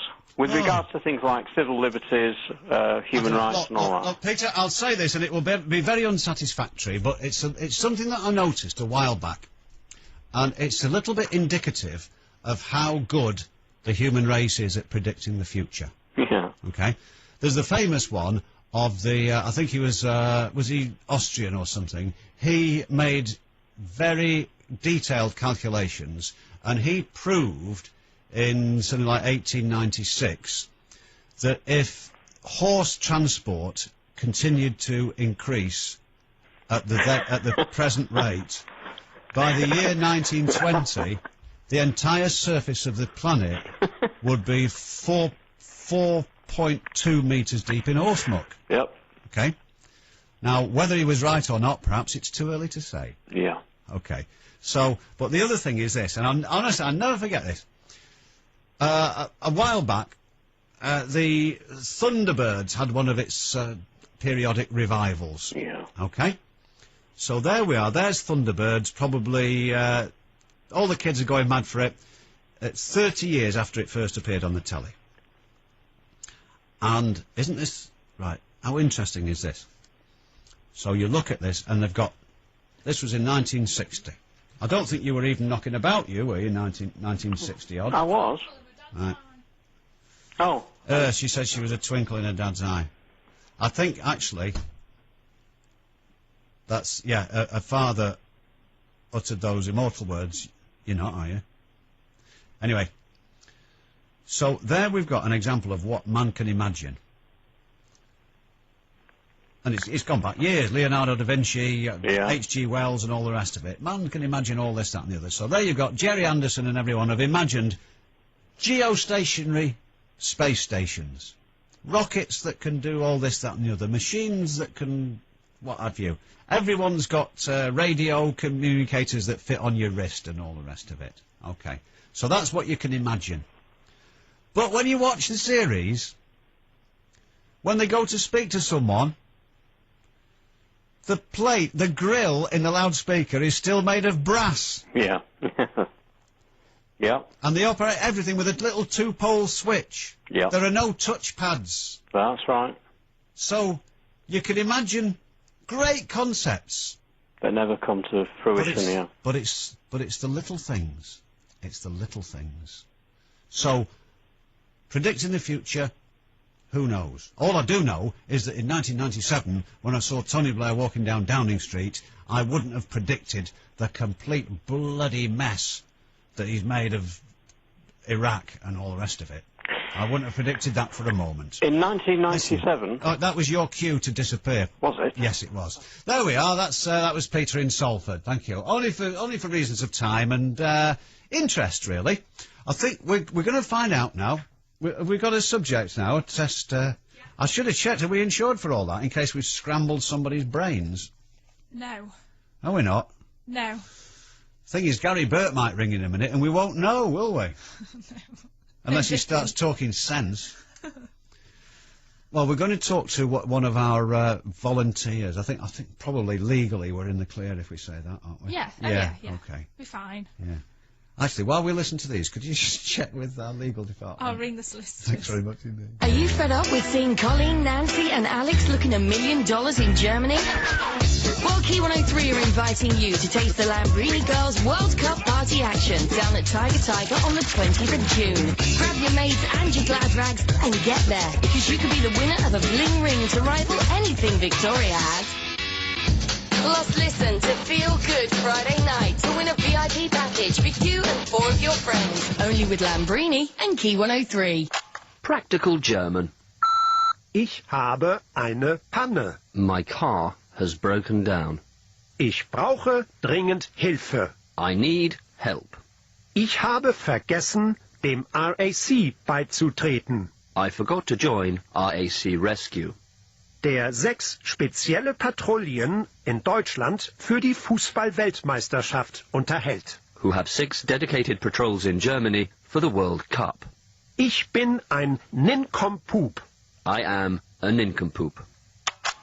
For expert breakdown assistance at home and abroad, visit rac.co.uk. 20 seconds on the City of Manchester, starting now. There's a new TV channel that is totally focused on Manchester. What is that channel? Correct. What? The I Love Manchester show features the culture, history and landmarks of the city. On which channel? Oh, it's on the tip of my tongue. Correct. Home Search is an unmissable property programme. On which channel? Oh, yeah, it's, Correct. You have scored maximum points. Channel M is the all-new TV station for Manchester with more news, more sport, more entertainment, more Manchester full stop. Channel M, now on Sky Guide 203, NTL 26 and free-to-air frequency 39. At this time of year, when it's all football, lager, and shouting, some of us are looking for something a little different. There's some gorgeous women around. I'm gay. Cool. And one girl's found it. Do you believe in love at first sight? No. It's the best British rom-com since Notting Hill, says GMTV. A truly refreshing romantic comedy, says Cosmopolitan. Anyone can change teams. Not anyone, I wouldn't, because, but... Forget the football. Watch The Perfect Match. Imagine Me and You. At cinemas from Friday, rated 12A. Having a good time, having a good time. If you can't find the right colours, size and range you need, why not come to the Trafford Centre? You can shop till 10 p.m. every weekday. The parking's free and we have a massive range of stores with lots of large flagship branches like Selfridges, with a fantastic new accessories hall and our newly refurbished 4th floor Marks & Spencer. So whatever you're looking for, you'll probably find it here. The Trafford Centre, always ahead.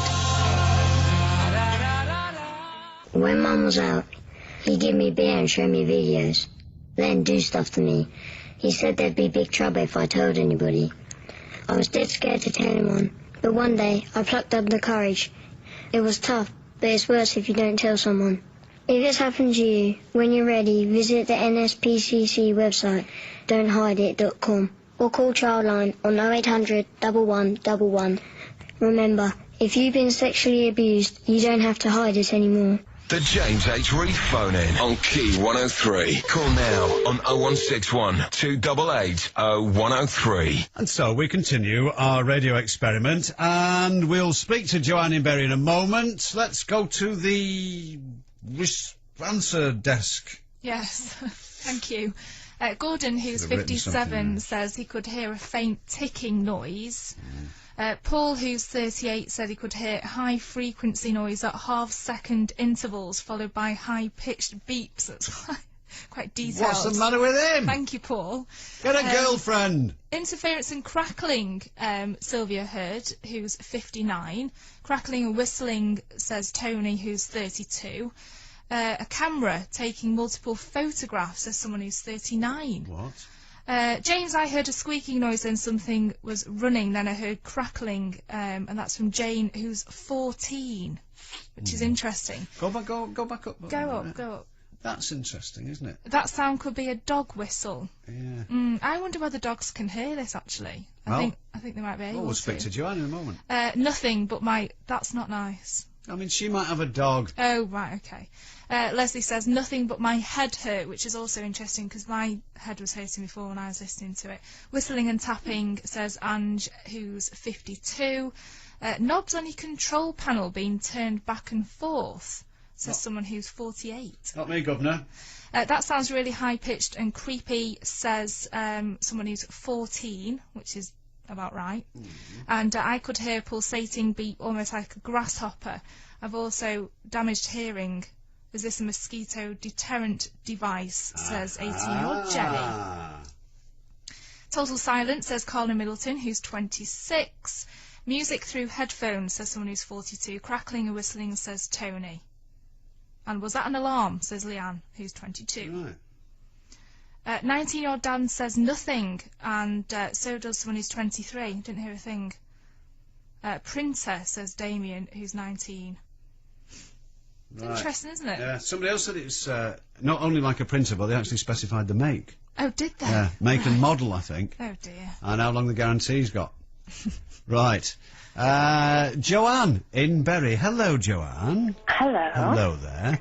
Now then, how long ago was it we did that? Was it about 20 minutes ago? Yeah. Yes. What did you hear when we asked you to listen carefully? It was a sort of a high-pitched whistling sound that was pulsating. Could you impersonate it? Oh, this is like candid camera, this, isn't it? Yeah, brilliant. Could you impersonate it while waving a bag of chicken's giblets around your head? Please. No. Oh, okay. Oh, right. Just give. Could you like go or something like that, just to give us an idea? Oh no, because it was really quite high-pitched, and I don't think I could do a noise that high. Right. Was it very loud? No, not sort of really, really loud.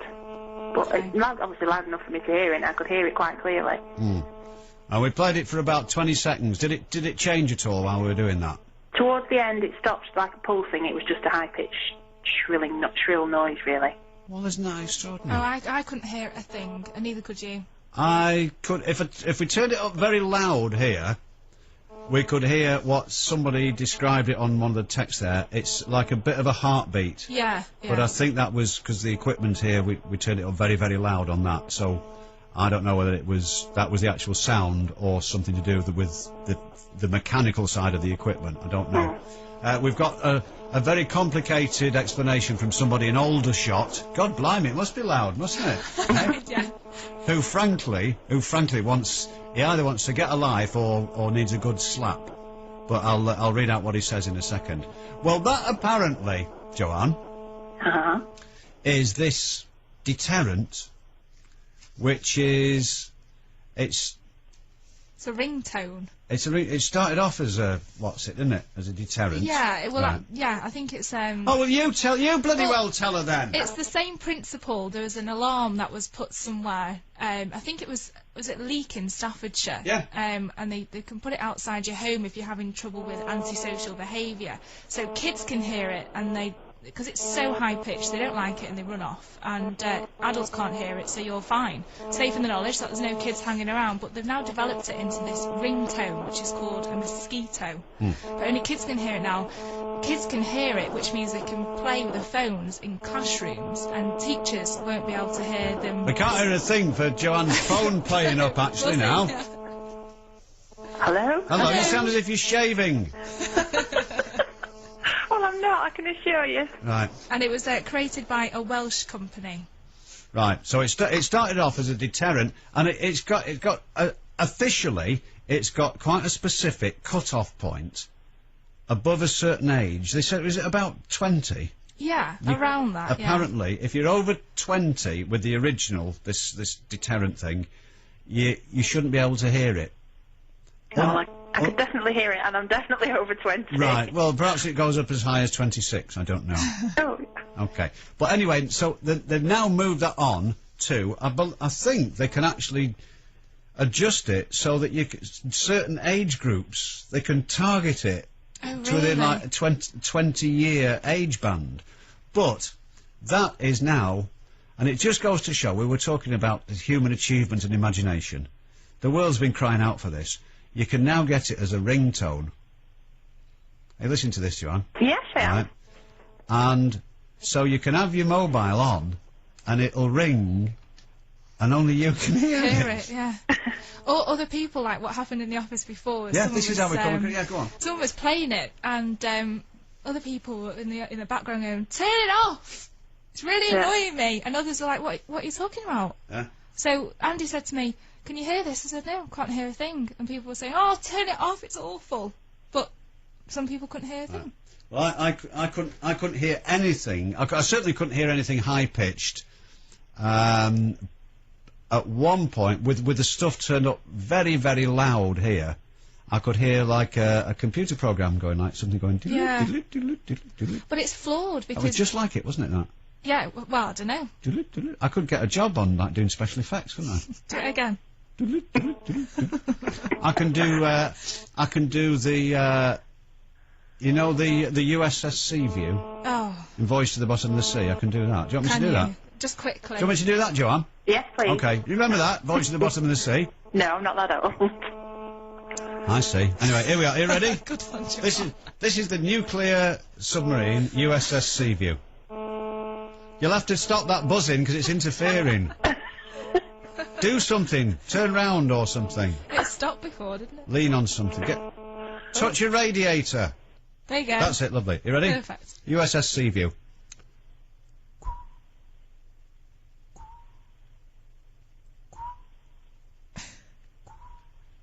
How's that?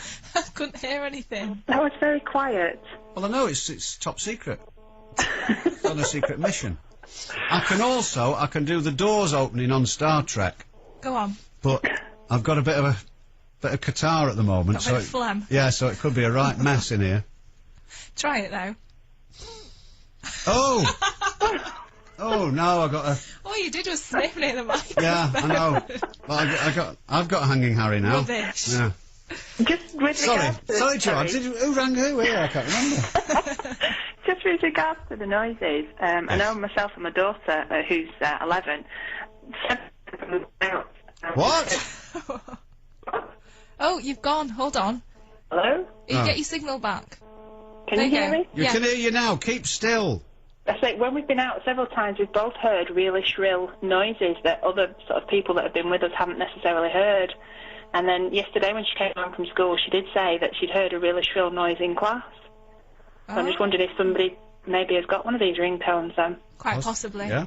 Well, the good news is that is it they go on sale on Monday, don't they? Well, you can text us here and we can send it to you. This isn't a blatant marketing tactic, is it? You can buy it from us, yeah, £1.50. Have we been put up? Have we just been manipulated by the? No. You can buy it in a few places, I think, but you can buy it from here as well. Oh, okay then. Oh, that's smashing. Yeah. But the good news is I won't be able to hear it. No, yeah, you won't Smashing. be able to. Right. Hey, this should worry you, Joanne. Well, you're probably already worried if you can hear high-pitched noises that nobody else can hear. Well, I am a little now, yeah. Yeah. I mean, that's like the start of The Omen, isn't it? I think. But Choc Tops sent us a message. He said, I couldn't hear anything, but the plate in my hand started to get very hot. Oh, dear. Strange. But tins of beans will be exploding all over the... Yeah.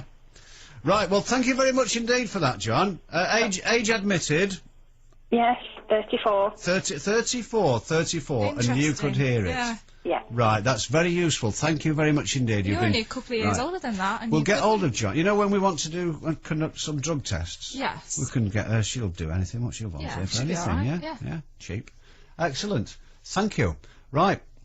So, thank you very much indeed if you took part in that experiment. In fact, you probably didn't realise that you were and probably had no intention of doing so, but that's the way life works out sometimes, isn't it? I'll just see if we've got any more. Anybody else who's making any claims? Walking on gravel or a tape spool running? Okay. A vinyl record that's come to the end of the song and been left spinning, yeah? That's Lindsay, who is 36. What's happening, says Stephen in St Helens, aged 18. Oh, right, okay. No, you don't have to send your age every time you get in touch. Not like that.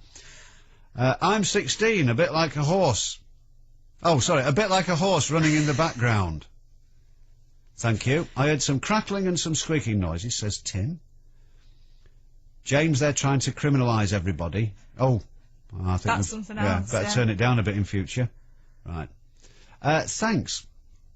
And, yeah, that's it. It was still pulsing, but the rate at which it pulsed increased. So there, well, it seems that people could hear various things, but certainly people could hear very, very different things. I'm not sure how much we've demonstrated the rule, but that's what it works. And I'll tell you, in fact, let me do these, because these are crucial to our continued enjoyment. And then we've got a technical explanation here from this Herbert in Aldershot, which is, well, I'll tell you what, I'll read it out. What does it mean to me? Not a carrot, but I'll do it anyway. It's 10 minutes to midnight. It's James H. Reeve on Key 103. If you want to contact us, especially if you heard anything. And I know it's different now because I've told you what you might or should have heard, so it might affect matters. In fact, we'll do it again because there'll be some new Herberts will have joined us since 11 o'clock. But if you want to report what you heard, if anything, when we did that before, 0161 288 0103. Thank you. Oh, and England have taken the lead. What a wonderful start by England. Inside 3 minutes. England did us proud last weekend, and you can keep cheering the boys to glory with the news of the world and Key 103. Listen to Steve Payne from 9 a.m. this Sunday and bag yourself a widescreen TV, mini fridge and loads of England gear. Win with World Cup Score, the definitive guide to the World Cup, only with the news of the world and Key 103. Sick of the World Cup already? It's time for a romantic comedy. Hello, you married? That's a real knockout. I'm gay. Cool. It's got boy meets girl. We're going to fall madly in bed. Girl meets girl. Do you believe in love at first sight? And girl on girl. There's some gorgeous women around. Yes, there are. And I'm trying to sleep with as many as I can. It's the best British rom-com since Notting Hill, says GMTV. Anyone can change teams. Not anyone. I wouldn't. Forget the football. Watch the perfect match. Imagine Me and You. At cinemas from Friday. Rated 12A. News for drivers using Junction 7 of the M56. The westbound exit Slip Road will close overnight Friday and Saturday, June the 16th and 17th, 9 p.m. to 5 a.m. This is to complete investigations into the structure of the bridge. Afterwards, traffic restrictions will continue for safety reasons. That overnight closing this weekend and continued single-lane traffic at Junction 7 M56 westbound exit. The Highways Agency, putting motorway safety first. You join us in this thrilling encounter. England are set up with 2 lines of 2, and controversially, the players just seem to be moving side to side. No one's getting forward. Well, that's what I call human table football. As football fever grips the nation, visit Selfridges this Saturday and sign up for inflatable life-size table football. The fun starts at 11, and everyone is welcome, whether you're on your own or in a team. Plus, if you register, you'll receive a Selfridges Football Fever World Cup goodie bag. Visit Selfridges, Trafford Centre, this weekend for Football Fever. Jane, the freezer's broke down and it's full of food. Get to Direct Discounts quick. What if they haven't got any? Don't be daft. Direct Discounts is a domestic appliance store. They do everything. Washing machines, dishwashers, tumble dryers, fridges, freezers, gas and electric cookers, built-in ovens, hobs, hoods and loads of those big range cookers. Even American fridge freezers. All on display at discount prices. We need it now. Phone them. They might deliver straight away free. Direct Discounts is next to MFI on Manchester Street, Oldham. Practical German. Ich habe eine Panne. My car has broken down. Ich brauche dringend Hilfe. I need help. Ich habe vergessen, dem RAC beizutreten. I forgot to join RAC Rescue. Der 6 spezielle Patrouillen in Deutschland für die Fußball-Weltmeisterschaft unterhält. Who have 6 dedicated patrols in Germany for the World Cup. Ich bin ein Nincompoop. I am a nincompoop. For expert breakdown assistance at home and abroad, visit rac.co.uk. The James H. Reeve phone-in on Key 103. Call now on 0161 288 0103. Right, maybe we should have done a bit more checking this, because you've just been speaking to one of our colleagues has just phoned in, haven't they? Yes, I've just received a text message saying that one of our friends is laying in bed, and when we played it, her head started hurting. Right. Okay. KB in Crumpsall says, James, I didn't hear anything, but my eye popped out. Oh, no. Well, we could have been in big trouble Deep here. trouble. Right. Mark Mills in Stockport says, I could hear the sound of mucus being sniffed. That's strange. Right. I will have to send that to the boys at the lab, see if they can... they may be able to tell us whose mucus that was, sir. What's happening in Reevesy? Okay. I'll just do this very quickly. I heard it, Jay in Offerton says, I'm 17, I heard it, a prolonged whistle. My mate's got it and he winds up the rest of the class, but the teacher is none the wiser. So this is the old dog whistle thing, isn't it, technically? Because we're using it for. Yeah. If you've got a dog that's been behaving oddly in the last half hour or so, then obviously not our fault. Suddenly realised. The sound was nothing like the ringtone noise used in schools. They're really common with people in schools. Widespread, I take it you mean. This is from Phil, who's 14, and he says, that sound was ear-splitting. Mm. It's amazing. We've done the one about the plate, haven't we? Thank you. Right. So that's the experiment. We will do it again a little bit later. In fact, could it turn someone's brain to jelly? Or to like a porridgey sort of thing? Perhaps we should have checked all these kinds of things before we played it. I'm thinking, say, somewhat, even if there was some, like, hills in between. Right. Like the Pennines. Possibly. Okay, well, we'll try it then. Let's speak to Gary in Doncaster. Hello, you're on Key 103, Gary. James, you waffling git. Welcome aboard our humble programme. 10:15 last night, I called you. There were 3 or 4 before me, and it took you from 10:15 till 1 o'clock to get through them. That's ridiculous. Is this in the nature of a complaint? Because we have a separate department for that. Well, listen. Oh no, I've learnt long ago. There's no point in complaining about you. There we are. Good. You don't take any notice. That's right. Yeah. Listen. Yes. Now that I'm finally on. Yes. Right. Community first officers. These people that fine you 75 quid for dropping a chip. Oh yeah. Well, have they got them in Doncaster? Oh, yes. They must have their work cut out but there. I'm confused by it, you see, because I'm actually in agreement with this, because that's what I'd do with people that drop chips. But how do they actually fine you £75? They give you a ticket. Well, yeah, but you wouldn't give them your name and address, would you? Well, there is that, of course, yeah. So, how do they get the money? Because they seem to pick on people who aren't able to defend themselves, or give them the slip, or give them a good hiding. Yeah, but they can't do it, can they? They've done it, mate. Well, if I came up to you in the street and you knew I were going to give you a £75 ticket, you'd be on your toes, wouldn't you? Yeah, of course you would, yeah. Well, and if you weren't able to run away quick enough, surely you'd give them a false address. Yes, I would have thought so. So, I don't understand it. I don't know how they can get the money.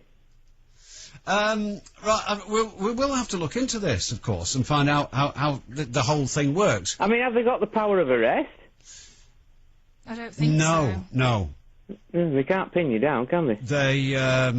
They can issue you a fixed penalty ticket. Now, what you do if you, I mean, what you most certainly must not do is tear it up and throw it on the ground, because that's only making the situation worse. Isn't I've seen these people. You have to ask for another offence to be taken into consideration. Yeah. I've seen these people stop somebody walking a dog, and because the dog's fouled the footpath, they go and give them a ticket. Well, that's no good. The dog will be miles away by then. No, the person who owns the dog. That's an old gag! That's not a gag. It is. You might be able to sell this. No. You might be able to sell this to the Daily Star. Oh, I'd forgotten about that. Well, you will have done it. It was a full 24 hours ago. Hey, do you know, I'm annoyed about that, to be quite honest. Can I just tell you the gag? Go on. That you almost told by mistake, then. Go on. Like most things. Yeah. Yeah, it's the couple on holiday at Lytham. Where would it be in your case? Skegness, wouldn't it? Cleethorpes. Cleethorpes, then. Let's not fall out about it. A seagull craps on this woman's coat, and she said, "Oh, George, get a paper hanky." George. George, yeah, it's called George. Get a Kleenex out of my handbag. And he said, "Don't be silly." He said, "That seagull will be miles away by now." Yeah, that's the kind of gag that they might print, actually. Yeah, well, you'd know, wouldn't you? Yeah. Do you know why I'm so annoyed about it? What? Well, the gag was printed a week last Monday. Which particular gag have you stolen off me this time? Well, this is the problem. I think I know which one it is, but I were away last Monday, and it's the only day in about 5 years that I haven't purchased a Daily Star. Oh, this is what's doing it, and they printed the gag, and I didn't get a paper. I mean, it's not all doom and gloom. I've still got the fiver, of course. Yes. Which is what matters. But you'd like to have the thing, you know. Do you know something? It's the £5 which is of sentimental value, isn't it? It is. To a Yorkshireman, but I would have liked a copy of you know, like a momentum sort of thing, you know. A momentum? Yeah. Yeah, well, something to keep you going. Listen. Yeah, what? The thing is, the first gag I ever stole from you, I got £10 from Bernard Manning. Oh, did you? Yeah, in the Daily Sport. I had a few tenors, and now they've dropped it to £5. Mind it's the Daily Star, isn't it? Of course, they're a bit. It must be a bit cheaper there. Struggling a bit. Well, I don't know. So, do they pay? Is it just on the appearance money, or is it like performance related? Like the funnier the gag, the more you get. No, I think it's just a set fiver, but I've found a couple of places that pay 15. Oh, really? Yeah. Yeah. So I'm recycling all the old gags, you know, like the rudest gag in the world competition. Oh, that's very good. Yeah, we can't do that on the wireless, though, can we? Well, I've sent that off this week, so we'll see what happens. No. Yeah.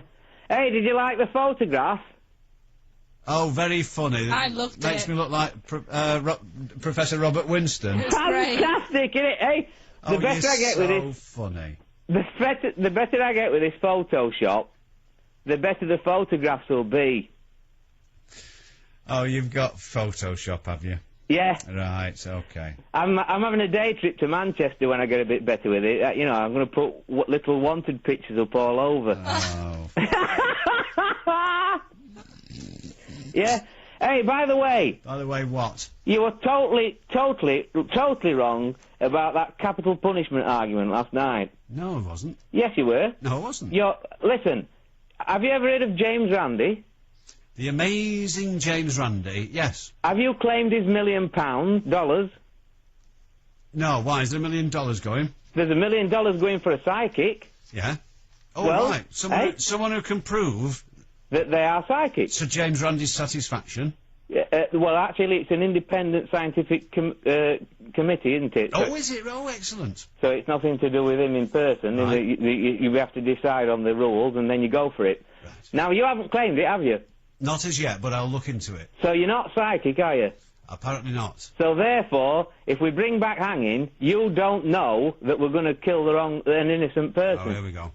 You don't know we're going to kill the innocent person because you're not psychic. No, I'm not psychic. No one is psychic. Now, we didn't have DNA... Except possibly Gary Dakin. We didn't have the DNA when they abolished hanging.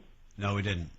So now we have got it. We did, but we didn't know we got it. It wasn't advanced. So now we've got advanced DNA. We've had it all the time. Now we've got advanced DNA technique. Oh, God, here we go. We will only know if we will make a mistake if we bring back hanging and try it.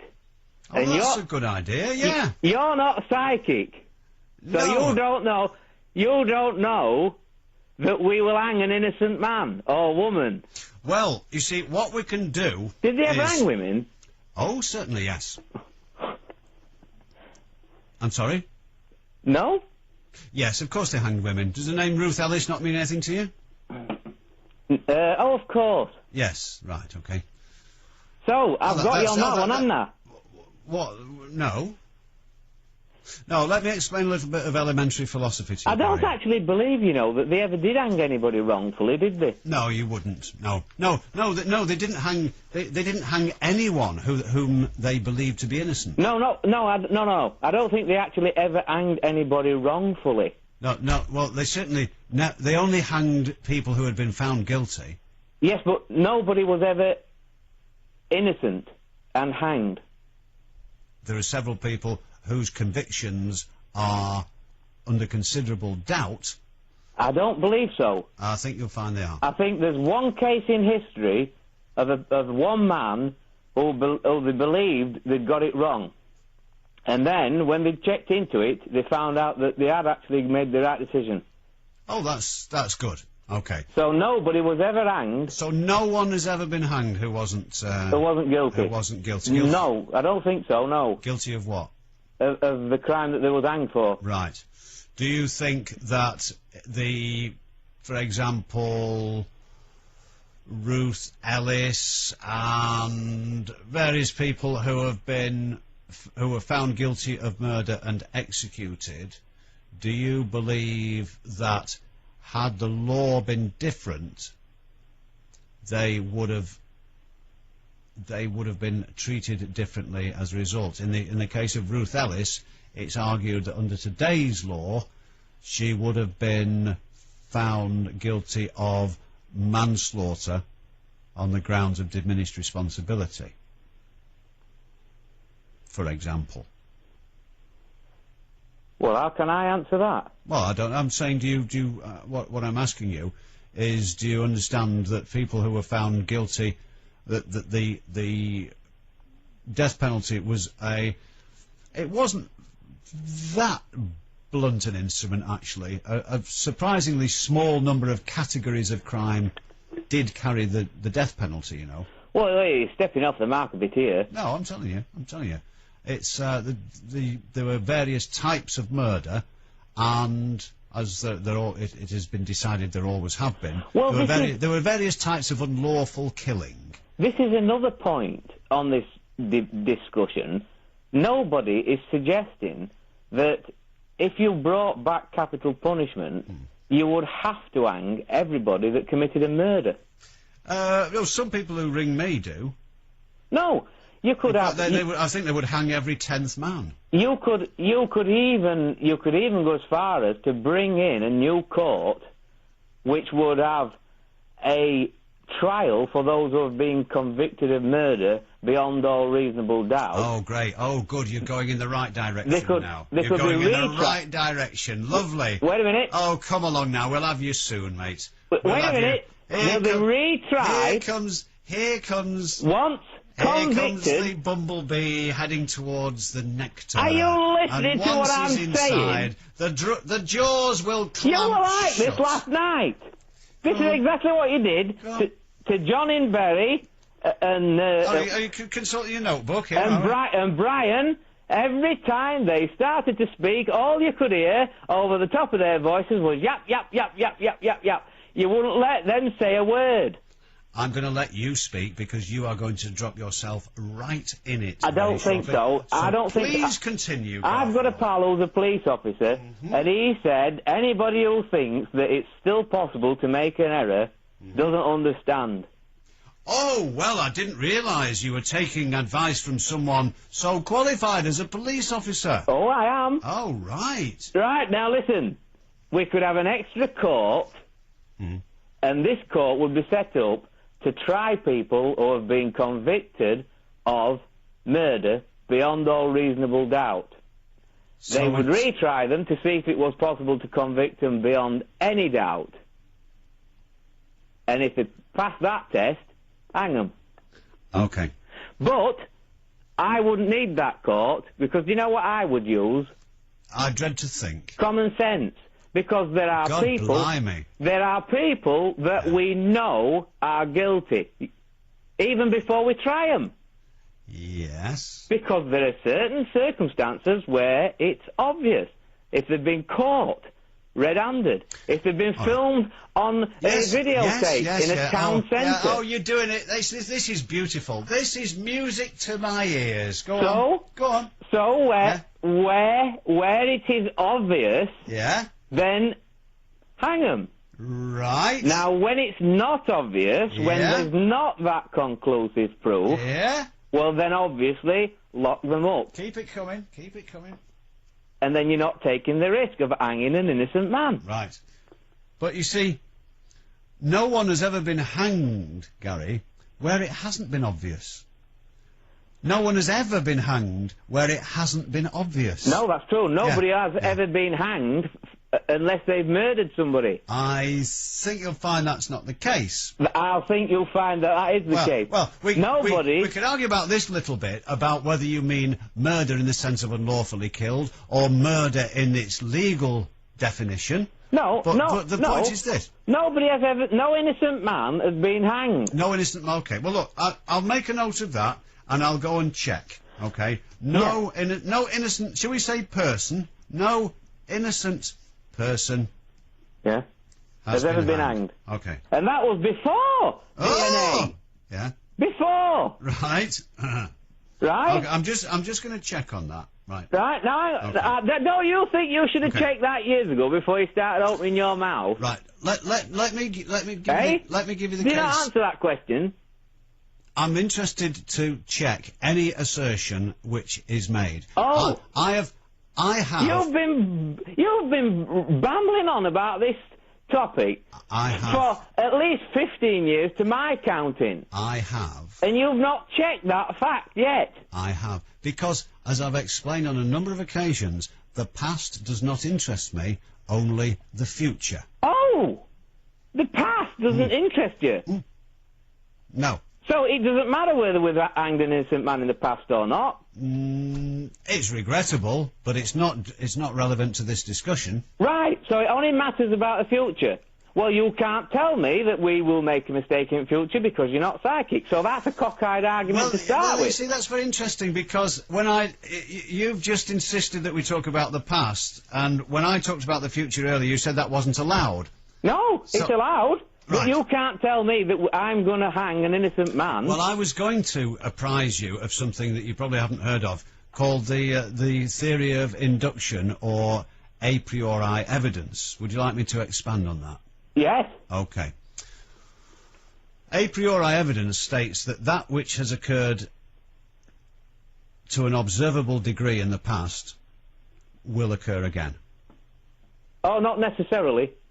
Oh, okay. Perhaps you'd like to use the theory of anti-induction then to disprove that. Well, there is no guarantee that if you flick a coin 10 times, you will get 5 heads and 5 tails. There is no guarantee that the sun will come up tomorrow morning. There is no guarantee that if you flick a coin 10 times, you will get 1 head. You could get 10 tails. Indeed. It's not likely, but there's no guarantee. That's nothing to do with induction, that's probability. Exactly. Right. I'm talking about induction. So? It's different from probability. Do you believe in democracy? What? Do you believe in democracy? What's that got to do with all this? If you answer the question, I'll tell you. Yes, I do. Do you believe we should bring back hanging? No. We can't believe in democracy then. It's a contradiction in terms. Why? Because at least 80% of this country believe we should bring back capital punishment. And where did you get that statistic from, Mr. Burt? That's a fact. Where did you get the statistic from? It was done on a sociological profile.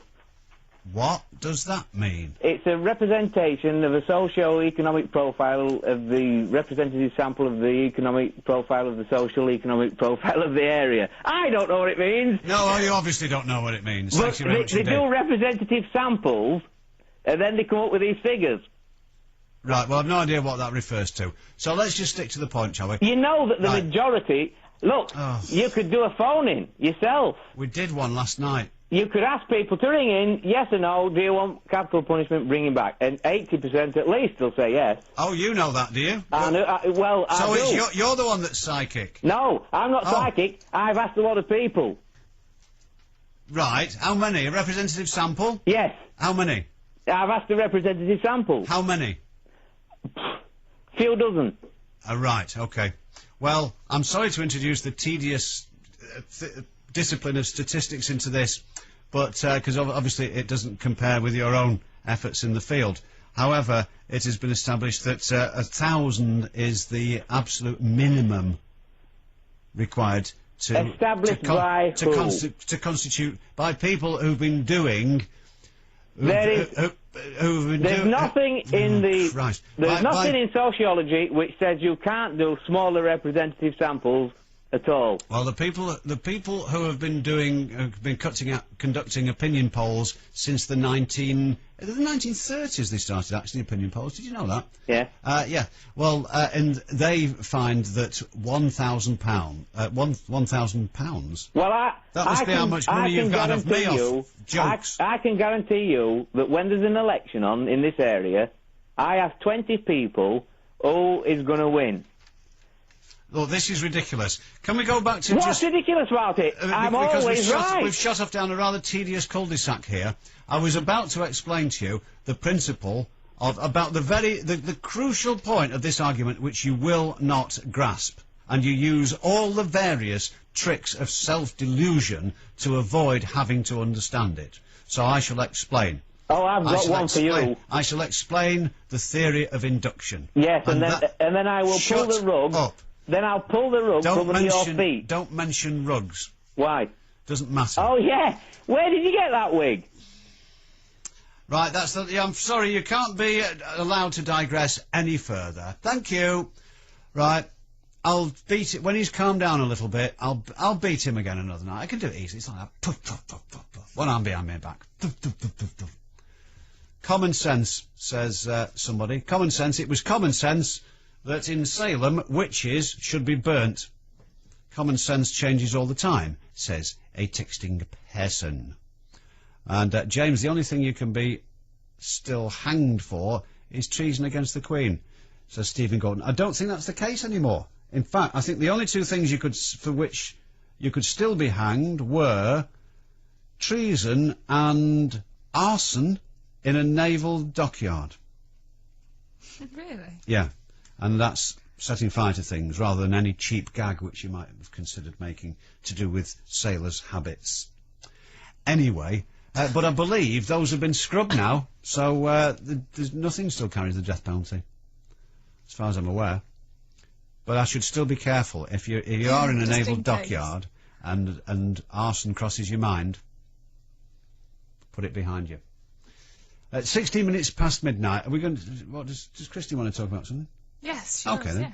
You're listening to James H. Reeve on Key 103. We might do another experiment, I think, possibly, to see if we can interest or perhaps even incapacitate somebody. Once we've... I'll just drop a brief disclaimer and then we'll do it. But, Christine, we'll talk to you in a second, missus. Thank you very much indeed. If you do want to join us, by the way, it's 0161 288 0103. So, will you pick sexy Salzburg, birthplace of Mozart and setting for the sound of music? Or would you rather Bratislava? She's a 24-hour city, but will you keep up? Or will you have a crack at Krakow? Beautiful by day, but what a sight by night. The choice is yours. With Sky Europe Airlines, the choice is even easier. Just £25 each way, including taxes, can get you a date with these European cities, thanks to Central Europe's largest low-cost airline. Just visit skyeurope.com. Skyeurope.com. More Europe to discover. Terms and conditions apply. Darling. Yes, darling. I brought you here to, ask you something. Oh, ask me what, darling? I don't really know how to say this, but... Oh, go on, ask me, darling, ask me. Do you know how to pay the council tax? I don't. Visit direct.gov.uk/mycouncil to find out how to pay your council tax by direct debit. Information on paying parking tickets, council job vacancies, and much more. Connect to your local council at direct.gov.uk/mycouncil. Autoglass repair, autoglass replace. Gavin, 25. Technician for Autoglass. We had a customer called Simon, rang us up at Autoglass the other day. And he just had a little chip on his windscreen, and all he did was drive over a rough bit of road, and the vibrations made the whole thing go crack right across. Scared the life out of him. Apart from anything else, he was just on his way to see his mum for her birthday. Luckily, he was nearly there, so he made it as far as his mum's, and then he rang Autoglass, because we can replace a windscreen when something like that happens. Anyway, I went round to Simon's mum's that day, and replaced it there and then for him, so her big day wasn't ruined. If your windscreen cracks, you definitely want to get it replaced professionally by Autoglass. Your windscreen is part of the structure of your vehicle, and if it's not fitted right, in some cases, it could even stop your passenger airbag working properly. So you just call Autoglass and we put everything back to normal, and then you've got a lifetime guarantee on the workmanship for as long as you own the vehicle. A cracked windscreen doesn't have to be a disaster. Just call Autoglass. 0800 36 36 36. Autoglass repair, autoglass replace. The James H. Reeve phone-in on Key 103. Call now on 0161 288 0103. Righty-ho. Quick text message here says, I couldn't hear anything before, but 3 bats have just flown in through the bedroom window. Looking for a mate. Don't be tempted. Christine in Stockport, were you listening before when we did that? I was, yeah. And what did you experience, madam? A car alarm, and then rain, for some strange reason. What, in real life, or like in your painting in my pictures? Head. Painting pictures in your mind? In my head, that's what I heard. It was a high-pitched car alarm, and then it seemed to go quiet, and then it sounded like rain. But having said that, that was when you started talking about somebody sniffing, Jackie sniffing. That was, yeah, Jackie. So I wasn't sure whether the rain was Jackie sniffing or not. Well, no, probably, yeah. Because she had a big number 11 on the top lip, you know. Right, lovely. So what you thought was rain, it could have been just like a bit of a dewdrop. It doesn't sound like rain, why sniffing? No, I didn't think it did, but that's what I heard in my head. That's my painting pictures. And I'm just looking at your file here, and according to this, you're 31. I'm 28. All right. That's oh, terrible. sorry, no, it says looks 31. Oh, yeah, that's about right. Yeah, right, okay. I'd say 35 more like. Oh, okay, yeah. Right, well, thank you. We'll do it again in a bit and see what happens. Anyway, what was the problem? What did you want? I can't remember. I've been sat at work for the last couple of nights listening to your show, which I enjoy immensely, I must say. And the big debate about the British judicial system and hanging and all that kind of thing, I'd just like to get involved in slightly if I could. Go on now. In that, with regard to hanging, I totally and 100% agree with you. I can't justify hanging anybody, whether it be morally correct or judicially correct, if that's the right term. Yeah, point taken. However, an idea I had a couple of nights ago was maybe, obviously you're a learned man, so you know about the JP system and magistrates and that kind of thing. Yeah. Representatives of society passing judgment upon the less serious of crimes. Yep. Would, in a democratic society, it be better for Crown Court judges to be made up of people from that community, therefore passing a democratic judgment upon these more severe of crimes? And I just wondered what your opinion would be on that. As regards, do you mean simply having if you like, a panel? I mean, they do have panels of magistrates, and they have a jury and what have you, and they've been saying for, well, as long as I can remember, magistrates should be more representative of the community that they serve and all this sort of thing. Now, does that mean if somebody's in court for doing his gas meter, that at least one of the magistrates must have done a bit of, fiddling in their time? I think so, yeah. I think the whole part of a magistrate is the point that you have people more representative of the society, so you can relate to certain things. So what the majority of the community would find repulsive, you would be able to pass a more severe sentence. And what the majority of the community would therefore find less serious. I watched the ITV News tonight, and it said something about, somebody robbing electricity got 36 months in prison, and a paedophile got 29 months. And when you look at it from that point of view, it's absolutely disgusting, the sentences that are being passed for certain different crimes. I'd be interested to read that particular contrast that you made. Yeah, it was something like that on the. I mean, I'm not getting the figures right, but it was something like 36 months for robbing electricity, 29 months for a paedophile, which you find ridiculous. Exactly, and as I've mentioned before, £1,000 fine for putting your boots on a bench on a railway station. Yeah. I mean, I appreciate people are going to be upset about, litter dropping and things like that. At the end of the day, litter dropping, it upsets society. People don't want to walk down a street that's full of rubbish. So, I mean, I may be a bit slightly hard line, but, if you're dropping litter, pay the fine. Yeah. Well, I don't want to see it. I don't want to see dog dirt in my street. If you've got a dog and your dog does his business in my street, I want you to pick it up. I would. Okay.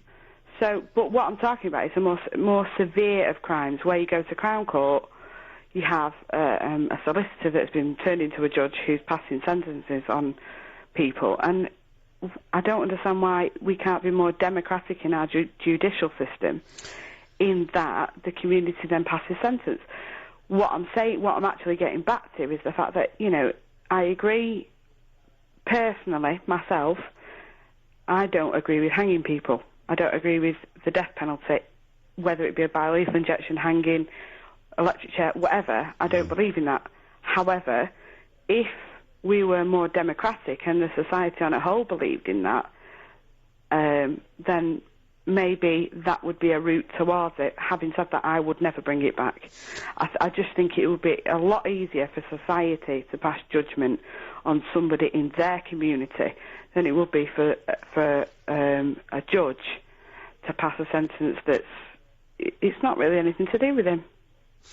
Well, you raise a very, very great, complicated mass of things there, because on the one hand, judges are often accused of being out of touch. They don't see things, they don't experience things, they live a closeted existence.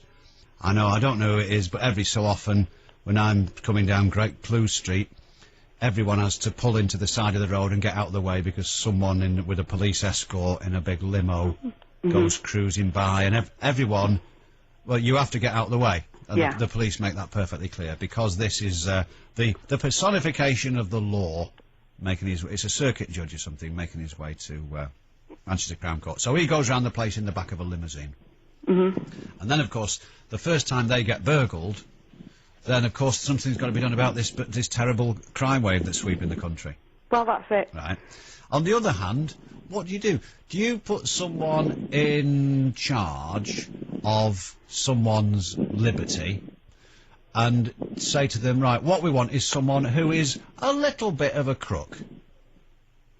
So someone who is not, didn't go to Eton and Balliol and then to the bar, and but somebody who knows what goes on the street.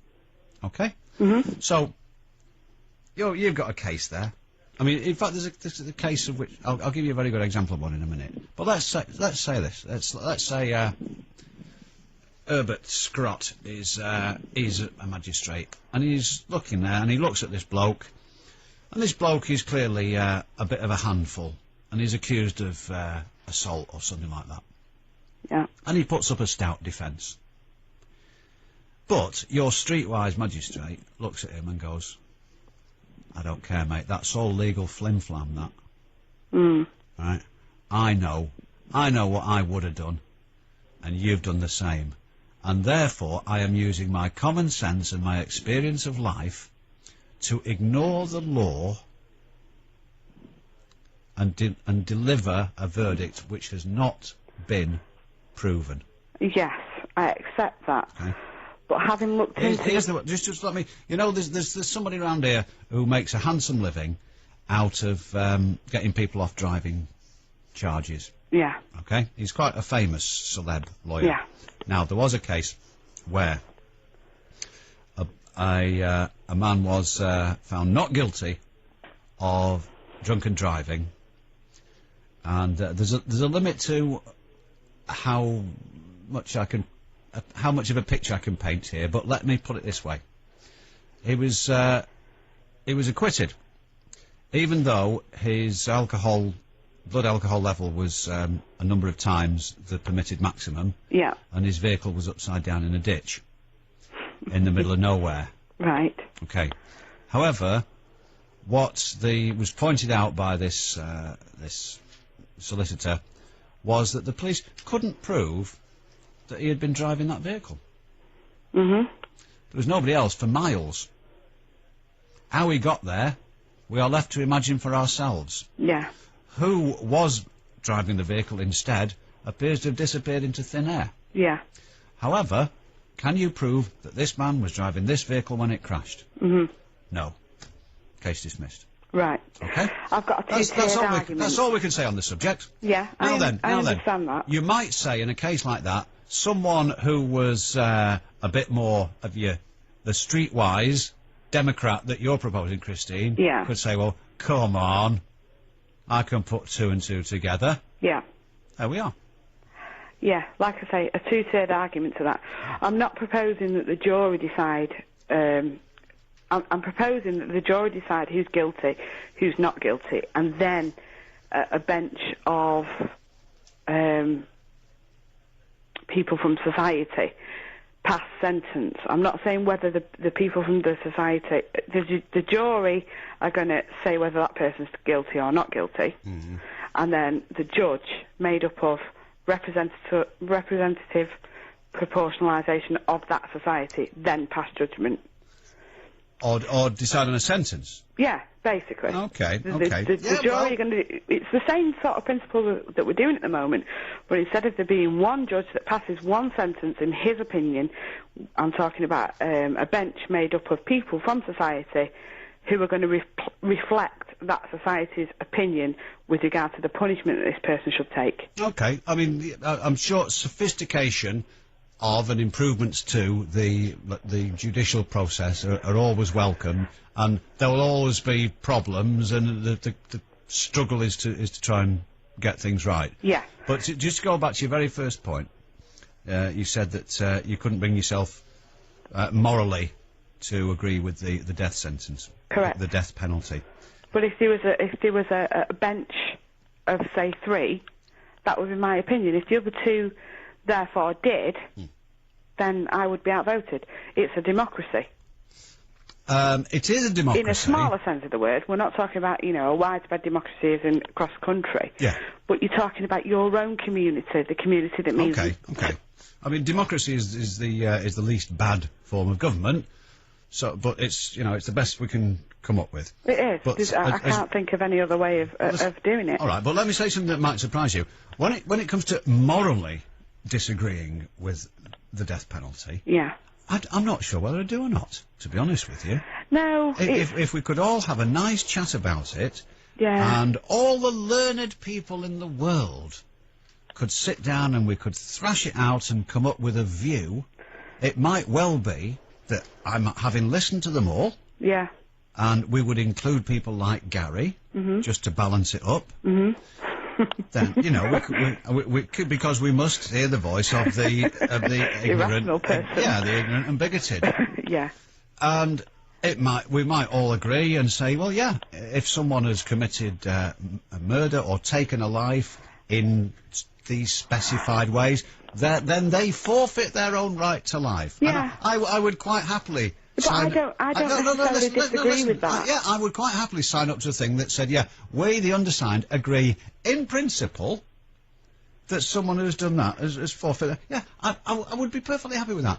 The only problem is that we could never, ever put it on the statute book because of the possibility of making a mistake. Exactly. And hanging, executing an innocent person. I mean, the moral argument I have with that is based upon illegal immigrants. In fact, that when they fill the forms in, they're saying, well, I can't stay in my own country because of this is going to happen to me, this is going to happen to me, and this is going to happen to me.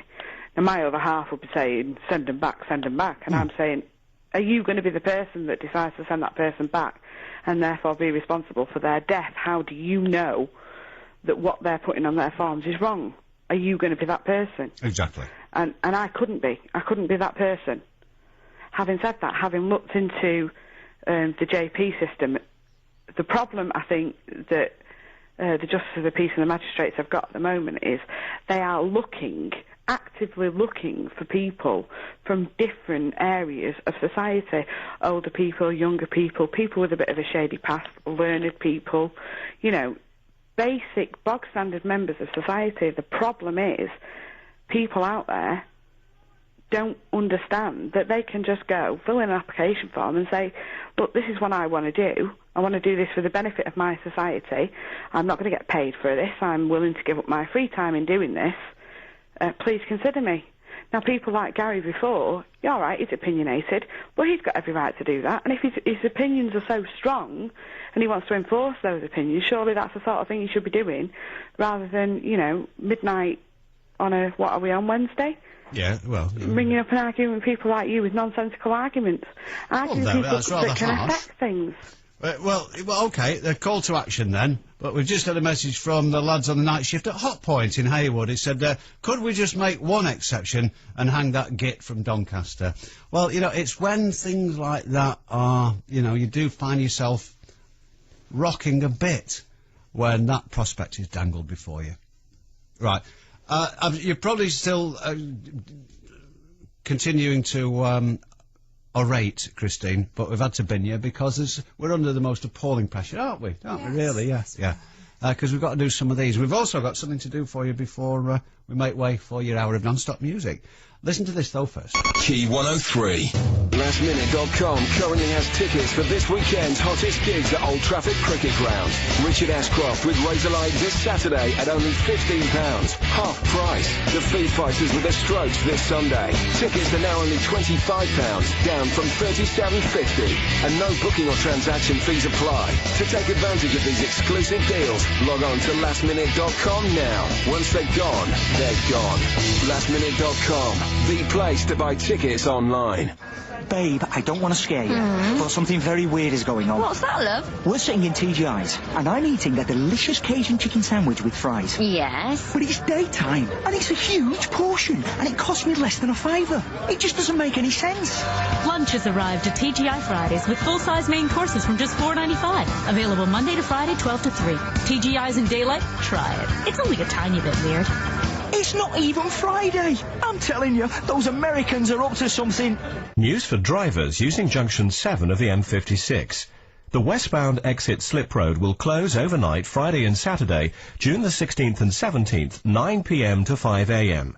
This is to complete investigations into the structure of the bridge. Afterwards, traffic restrictions will continue for safety reasons. That's overnight closing this weekend and continued single-lane traffic at Junction 7 M56 westbound exit. The Highways Agency, putting motorway safety first. Comrades! Comrades!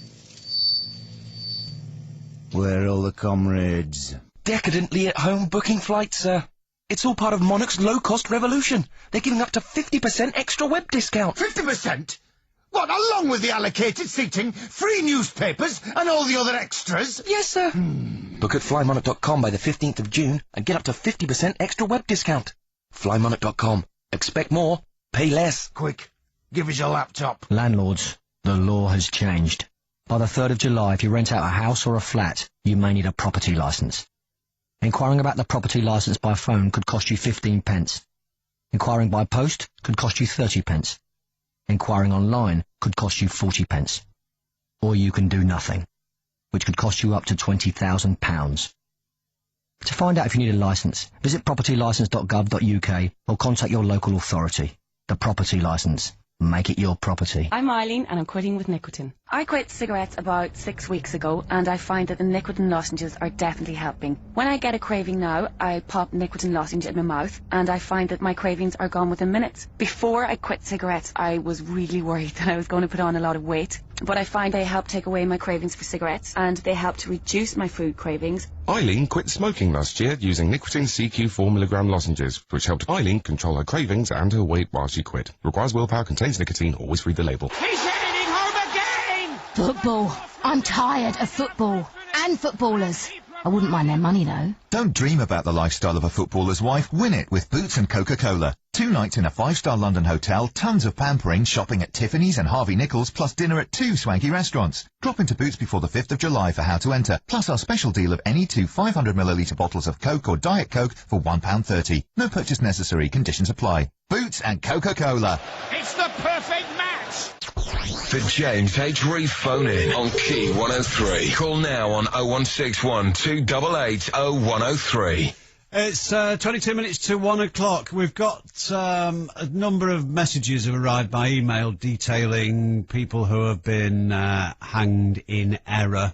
I'll investigate more fully during the time I devote to preparing these broadcasts for you. So we'll do that on another occasion. But as you know, from time to time we focus on serious matters of national and often local import for good reason, because of the sort of things which don't naturally come under the spotlight, but we look into them on your behalf. This is a case in point here. We're going to hear about a hidden disease which it's reckoned over the next 10 years or so will kill thousands of people. An incurable cancer of the lung caused by exposure to asbestosis is now killing more people than are killed in road traffic accidents. Sounds like a fairly startling assertion to make, but we are assured that it is true. It's a disease which can lie dormant for years, and Gabrielle Grindrod has been investigating why it's affecting so many workers here and why people who suffer from it are furious that there's not enough research into possible cures for it. When Les was diagnosed, it's just too late for anything whatsoever. Just nothing can be done. It's one of the biggest killers in Greater Manchester, claiming around 5 lives a day. Christmas he got very ill and he had a chest x-ray in April and in July he was dead. It's thought 60,000 people will die from it in the next 50 years. It's a campaign to get justice really for victims. Asbestos was called the magic mineral and it's now called the killer dust. Asbestos means inextinguishable and was used to resist heat and fire. It was found in everyday items like hairdryers, bath panels and ceiling tiles. My name's Tony Whitston and I'm the asbestos support group worker for the Greater Manchester Asbestos Victims Support Group. Asbestos is a mineral, it's mined from rock. It had tremendous qualities and it was used extensively at the turn of the century and considered to be quite a miracle product. Unfortunately, it wasn't too many years after its use in production that they realised that in fact it was a tremendously dangerous product. And the lady factory inspectors in 1898 warned of the dangers to the respiratory system. So we're talking about the knowledge of dangers of asbestos going back nearly 100 years. Members of Tony's group are mainly widows whose husbands died from asbestos-related diseases. Elaine Haskins lives in Urmston. Her husband Hughie died last year. She showed me some photos of him before he died. I look at these photographs now and I think to myself, well, you know, this was me there then, you know, and making the best of it. But I do know that I look at them now thinking I will never be that person again. He was always a very hard worker, very loyal, and always praised the firm he worked for. I was always very proud to say that he worked for that company. and then you find out all those years later that really they wasn't actually looking after the people working for them, they wasn't sort of protecting them. Asbestos was largely used in Greater Manchester. Turner & Newell, based at Rochdale, Spodden Valley, was the largest asbestos factory in the world, providing lots of work in the area. Barbara Balmer's dad, Alan, was one employee. He worked there for 2 or 3 years when he was in his early 20s. There was 3 of us, so he worked there to support the family rather than claim state benefit. It was some years later when the workers found out it was dangerous. Even though the first death was in the 1920s, it wasn't completely banned in the UK until 1999. According to James Thompson, a solicitor at John Pickering and Partners, companies decided to ignore the warnings. Some employers did have knowledge that asbestos was dangerous and ignored that knowledge and still made their employees work in those conditions. A lot of employers didn't actually know of the dangers, but the information was readily available and they just didn't bother to go and look it up or to find out what these substances that they were using every day, what the properties of these substances were and what the hazards were. It's a bit like driving down a road and ignoring the speed limit signs. They're there for everybody to see, but when you get pulled up by the police, if you say, well, actually, yes, I now know that there was a 30-mile-an-hour speed limit, but I didn't see the signs, so will you let me off, please? It just doesn't wash. It doesn't make any difference. You still broke the law. The information was there for them to find out and to see. The laws were there. It's not just information, it's laws we're talking about. There were quite strict Acts of Parliament and regulations which regulated the amount of dust that was allowed in industrial processes, and they were ignored as well. But the betrayal doesn't stop there. Many wives and children, like Barbara and her mum Sally, came into contact when her dad Alan came home from work. They had protective clothing, but we had to wash them. So obviously when he came home he was absolutely covered in the dust. So I used to shake them before I put them in the washing machine. Wash them separately, but there was still dust in the washing machine. The kids used to play on the floor and it used to fall like snow. So children, babies, reach up. Just this chance we could all actually get the disease. When it's diagnosable, it's already too late. You've not got very long. So how do you feel about that then? My doctor actually wanted me to go to have x-rays to see if there were any pleural plaques, because if you see the pleural plaques, you know there is a chance. But I did ask, well, if I go to see, what can you do? And she said nothing. So I said, well, I'd rather not know. If I don't know I've got it, I don't worry as much, and I'd rather live my life as happily as I can and not know. Now and then I go a little bit mad and probably drink a little bit too much and, go a bit crazy, but I'd rather not know. Out of all the asbestos-related diseases, mesothelioma is the worst. It's an extremely aggressive cancer of the lung. Olive Goodhead's husband worked with asbestos when he worked at a power station. She's unforgiving. It's a shock you really don't get over. It's devastating because they're taken away from you before they should be, really. This is how you feel. It should not be, It's a dreadful, dreadful thing, this asbestos. David Oldham's had mesothelioma for 3 years, but quite often it kills in a matter of weeks. I feel, looking around and seeing other people at the moment, I am quite lucky, yet over the last few months there's been a noticeable decline in my health, in that significant pains are now starting to occur, and then now I've had to resort to relatively mild painkillers to make each day bearable and to be able to do noble things. So you find that you can't do things that you used to do, and you're not nowhere near as fit. I understand that they actually diagnosed it a lot sooner than most cases. Yes, it would appear to be the case. That in that respect was fairly lucky. Again, like Olive, I've worked in the power industry and in power stations, and that is believed where I may have got it from. And I think the thing should be brought to mind is that you don't have to have physically handled this stuff to be able to catch it. I have actually not physically handled it. I've only been in close proximity to people who are using it. Now, Anne, you're married to David. Tell me how you've coped. With difficulty at times, but we've tried to put a brave face on, be very positive and laugh and enjoy ourselves as much as we can. But there are times when he's down, when you just can't do anything and you think, why? Asbestos was first used in Manchester in 1879.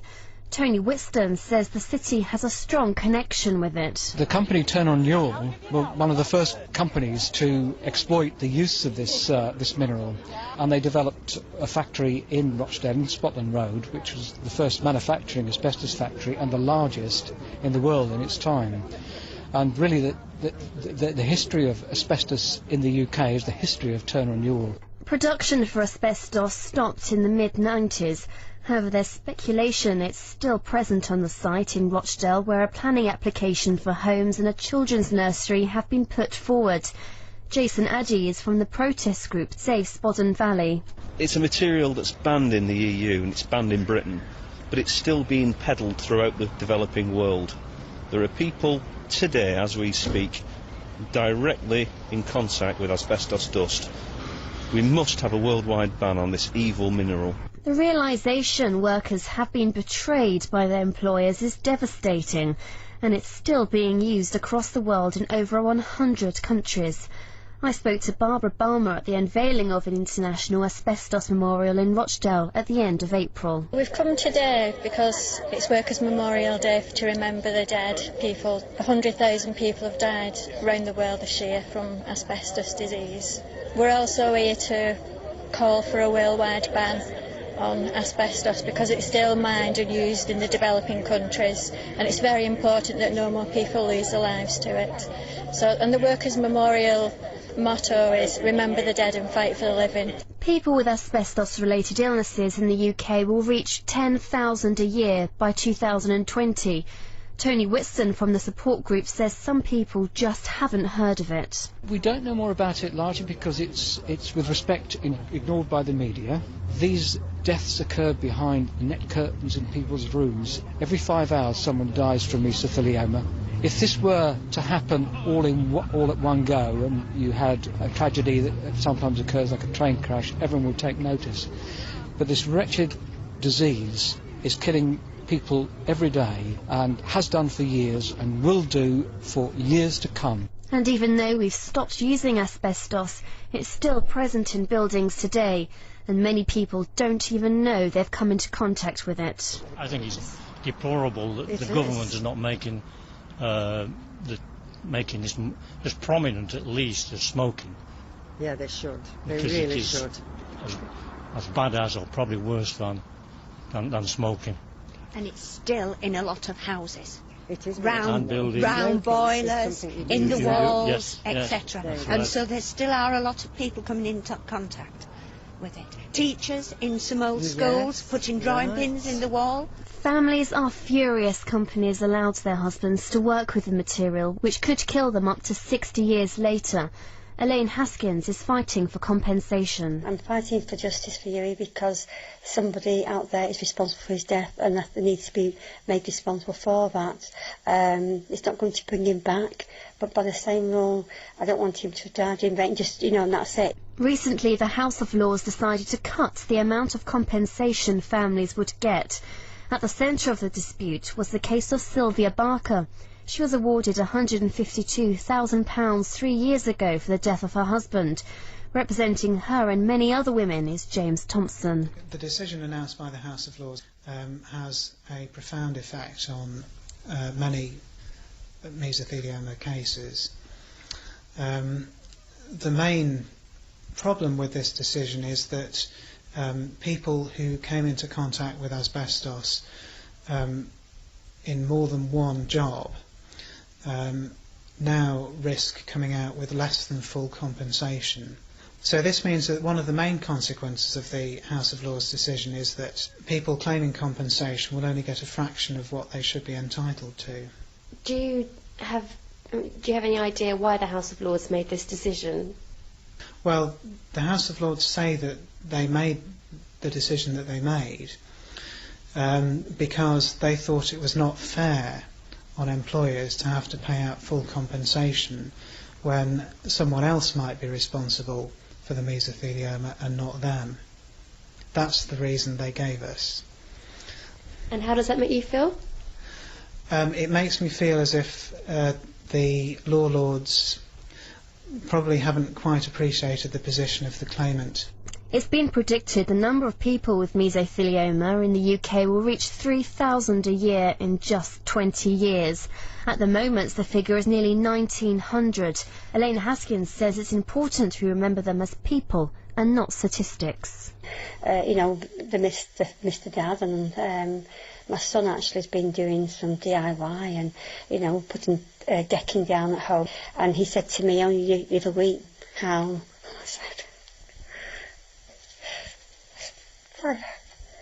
like you know, he wished his dad was there to help him because like he would have been there to help him, you know. Jason Addy organised the memorial, which is opposite Rochdale Town Hall.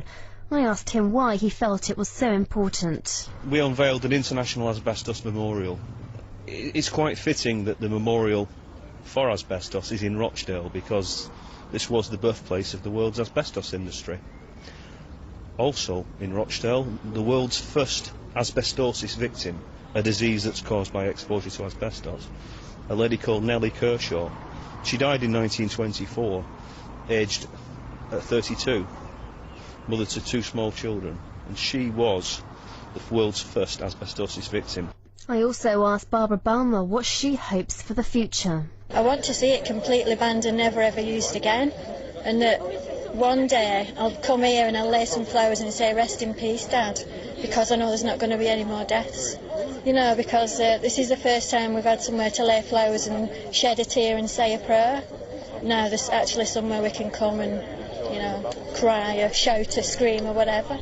Manchester families feel betrayed by companies using asbestos, and like Elaine, it'll affect them for the rest of their lives. I feel I'm on a treadmill. And when you're on a treadmill, you're walking, but you're not going anywhere. You're sort of just walking, aren't you? But you're no further forward, no further back. But people around you, they're way ahead of you, and they forget, don't they? Is that because I guess in most situations, if somebody's husband has cancer and they die, they lay them to rest? Yes. But with you're continuously fighting for justice, and you haven't been able to mourn properly. No. Because you're fighting. Yes. I mean, there's some of the women that I have met in this group who are very strong women, have to be. Now, there are some very, very nice people, and when I was in London on Wednesday, I remember thinking to myself, what, you know, very nice people I was talking to, but another side of me thinking to myself, but I wish I had met them in different circumstances. I don't want to speak to them, I don't want to meet them. I wish I could have met them somewhere else, but it's what's brought us together. So there we are. It's not all clowning around here, is it? We tell you about important stuff. That was Gabrielle Grinrod reporting on that. And it's funny. Well, it's not funny at all, in fact, but it's by an extraordinary coincidence. A pal of mine, many years ago, when he used to have a bit of a holiday job, he used to work in a place where they used to cart asbestos powder around in like buckets. So he might not have very much to look forward to. As time passes, but anyway, so take note. Actually, that's rather startling, isn't it? The number of people it's likely to affect there. So there we are. It's not all beer and skittles on Key103. I'll tell you what we should tell you as well. Tonight, strictly speaking, obviously Thursday into Friday, after the joy of dispatching Trinidad and Tobago, we'll be turning our thoughts to something a bit more serious, which will be the 10th anniversary of the bomb in Corporation Street in the centre of Manchester. So we'll be talking about that a lot tomorrow night, and you're of course, welcome to take part. If you were caught up in it in any way, if you were there on the day, if anything that happened 10 years ago has stuck with you, then you're more than welcome to contribute. The number, as ever, will be 0161 288 0103. That'll be from 10 p.m. You'll have time to calm down after we've stuck a dozen up Trinidad and Tobago, probably. Or, even funnier, got beat. Oh, can you imagine? Anyway, 10 o'clock tonight, that all takes place. And, of course, the usual takes place after 1 o'clock. We'll do these now, though. Key 103. If it's on